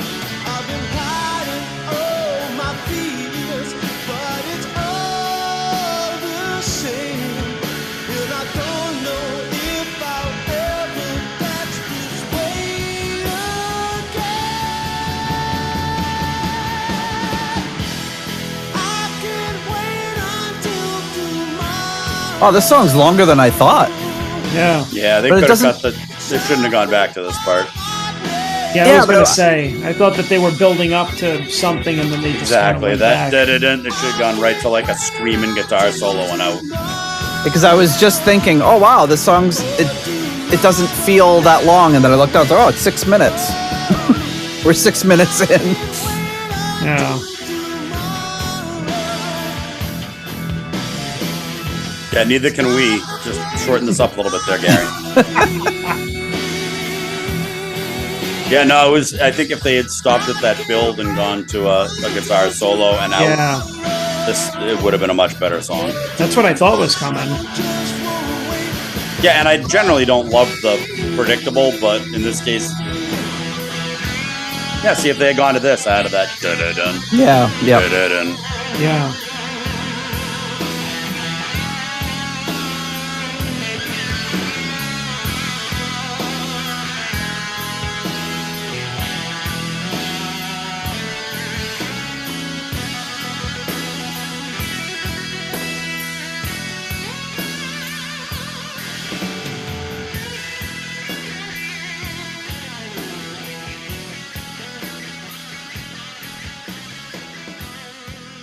So we'd had to sit through 40. I can't wait until tomorrow's to get to a shortened solo. Yeah. It's a little, Yeah, it's little a lot. disappointing when you put it that way. No wonder he had to go and do Paul Stanley albums. He did that before this. Oh, okay. Wah, I wah. thought maybe it was punishment. Yeah. I mean, He I did would that a few say, years before this album. like, I didn't even look at what the runtime was on the song until the 6 minute mark, and then I said, "Oh, we got a minute and a half left." Yeah, they could have but- shortened that a little bit. But what do you guys think of this one? Me? You? Sure.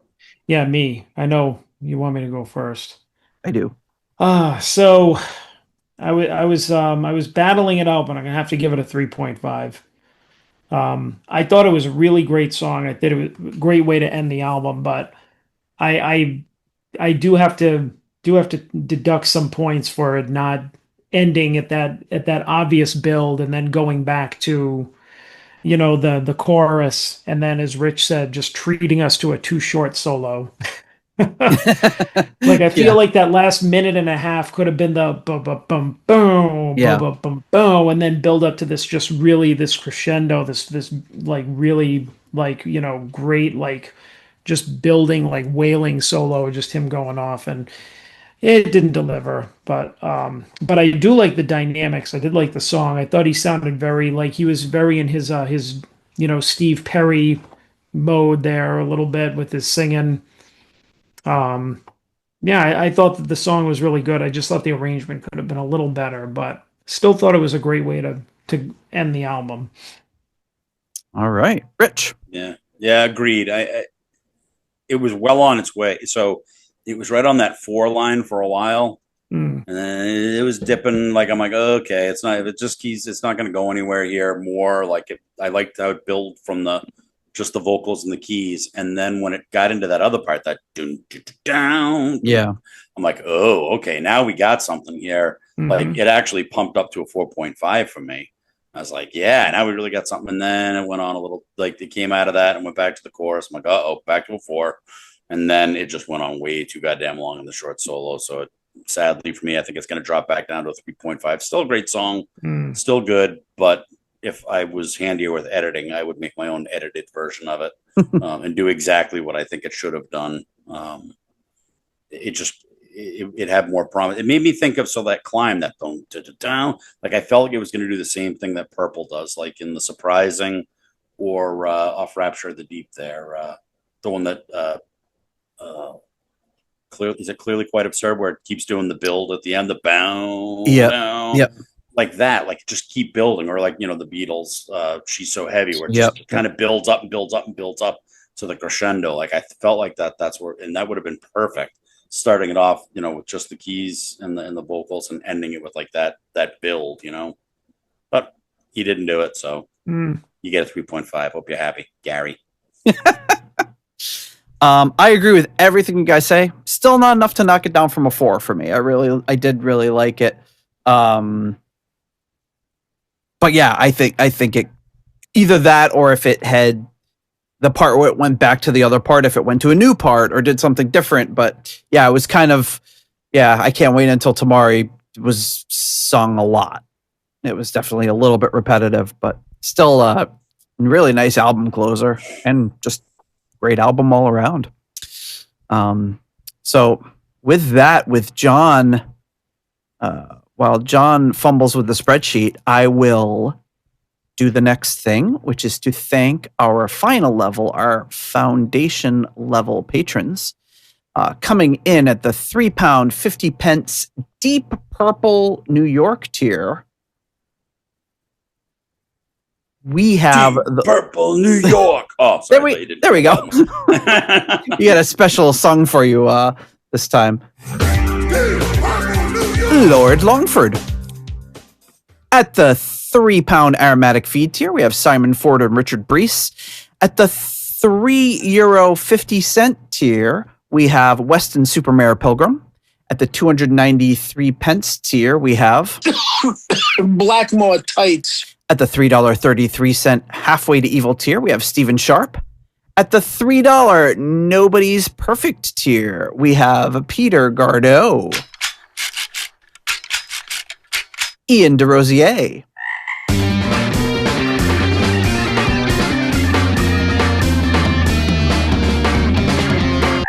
Mark Roback. Stuart McCord.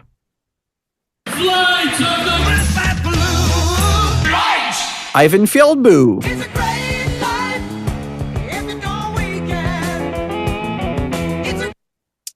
Then we have Runar Simonson. It's a great life when you are Norwegian. Ruinous Inadequacies, Corey Morissette.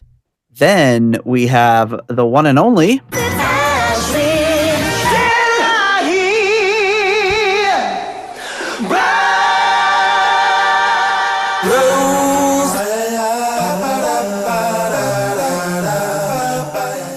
Joe Dopefish Sigler.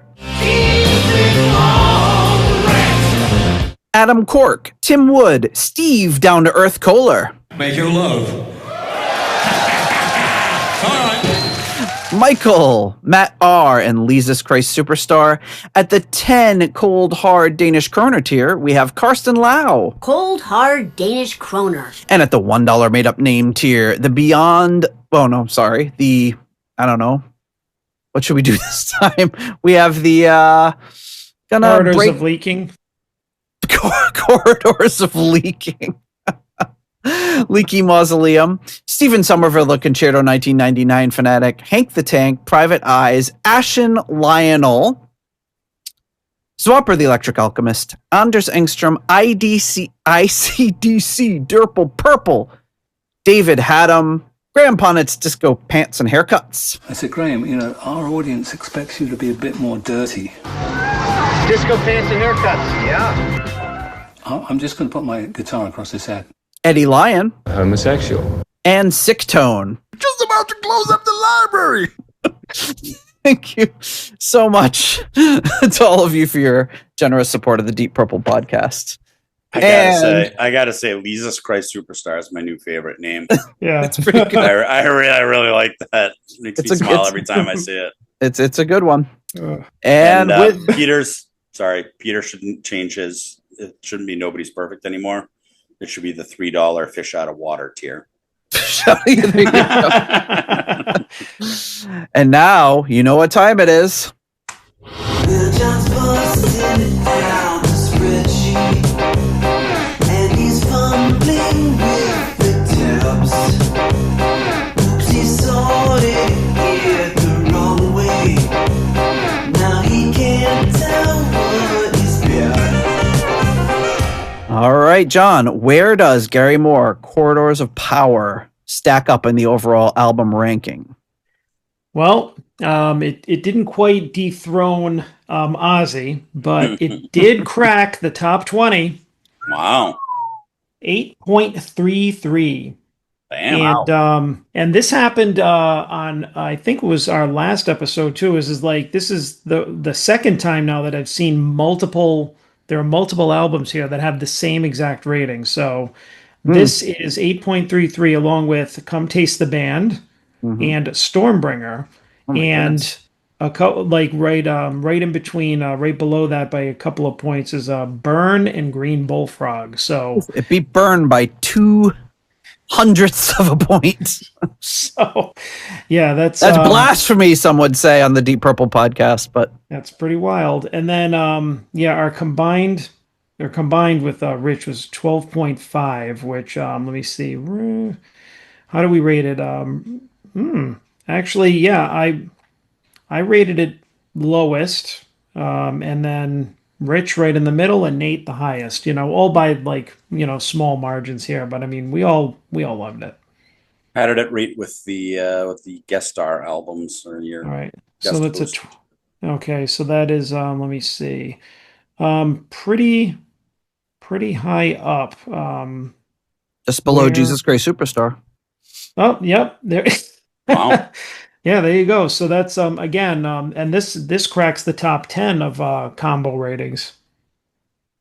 Actually, top 5. It's number 5. Yeah, yeah, it was top 5, 15 out of the overall albums. Yep. So Ozzy, Jesus Christ Superstar. What's the only other one that beat it? The other one is under a Violet Moon. How did that get? How the hell did that beat Corridors of Oh, Power? that's because it had 4 people's ratings. Oh, that doesn't count. That don't count. Yeah, no. I'm like Blackmore's Night. The fuck? John was just reading it. I'm like, oh my god, he's not shocked at all. I was. It took a second. So this for is it to actually hit. number 4. So it's for guest rankings. Yeah. Ozzy, Jesus Christ Superstar in this. All right. So yeah. So that's a strong 4 albums, though. I mean, that's pretty good. Well, yeah. This rightfully, I believe, in both categories, sits very, very high up in our albums that we've ranked. I mean, it was a great album. It was a surprisingly good listen. Like I know that for Gary Moore, the other ones other one that I listened to is it's like a mixed bag. You're not sure what you're gonna get. Is it going to be a collection of songs I'm going to enjoy, not enjoy? And I mean, obviously, this is in my wheelhouse. The Pink Mist album cover thing, this is locked into my mind. Or as you described it as the dildo stage or whatever. Yes, the pink dildo stage. It's hard to see them as anything but that now that you mentioned it. But I mean, I'm sure Gary Moore would appreciate that. Yeah. Thanks for put that in your seat cushion. Along with the you whammy thought the bar. whammy bar was uncomfortable. But if I had definitely, I would say if I had seen this album cover on a cassette, whatever, back in the day and picked it up, this type of music is exactly what I would have expected and probably really jived with, really loved. So I'll be listening to this on the way to and from work tomorrow. All right. Don't fall asleep and crash. No, John was very alert the whole episode. He was. Yes, this is the non-melatonin Gary Moore. So say he probably he probably chugged a 5-hour energy right before the episode. He's like, I'm not gonna do it. If I fall asleep during this episode, I'm already never hearing the end of it. So and in fairness, it is 6 in the evening or whatever, as opposed to 2 in the morning driving back from a concert. And that is a good point. Redemption. Oh my goodness. Well, Rich, thank you once again for joining us. Yeah, thank you. I was starting to miss you guys when you reached out. I was like, it feels like it's been kind of a long time. It has. It's funny because we went a long time without guests. Now all of a sudden we have like 5 or 6 guest episodes in a row lined up. So we're cramming in all our episodes before we bank them for the holidays. So it's good to meet up with all of you and good to have you on once again. Well, the other thing too is like with Rich in particular is like, I don't know who I said it to, but it's like last summer we were in like Chicago, Michigan, then we came home, and then I met Rich up in and other friends up in New Hampshire, like right after, all for Deep Purple shows. And now this summer it's like, we didn't have that. Yeah, right? No Deep Purple this summer. Yeah. Save your vacation time for next summer, boys. Looks like next summer might be the summer. Woot, woot. Luckily, John's got nothing going on, so we can catch all the shows. Oh, yeah. I hope that doesn't conflict because, well, whatever. We'll see. We'll see. We'll see. Or I might be playing the part of Amelia Earhart at your gathering. That was awesome, Rich. That was funny. Did you see that, Nate? I don't think I did. Oh, okay. I get it. Then Nate doesn't get it. I sent everything. It said the best Halloween costume I ever had is I told everybody for weeks in advance that I was going as Amelia Earhart, and then I just didn't go to the party.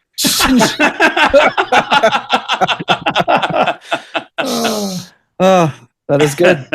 Yep. All right, folks. Yeah. Hold on. Meetups, Nate. Meetups. What meetups? We got Steve Morse coming up in Boston. Got, me, John, Roback, right? Gardo, Coldwell. Yeah. And the opening act for Steve Morse is Haskins' friend. Oh, that's right. Julie Finn. Yeah, Julie. Her husband, the John Finn Band. Yeah. Oh, nice. So we're going to, in unison as a group, we're going to count it up and scream her name in unison, so she's bound to hear us. Followed quickly by Speed King. And then there's a meetup of 1 in New York for Blackmore's Night. Me. Oh man, yeah. Blackmore's Night needs to stop doing shows around Thanksgiving. It's like every Thanksgiving they're like, "Hey, Nate, it's your busiest time at work. Why don't you? We're gonna play one show." And I've been to that Terrytown Music Hall too.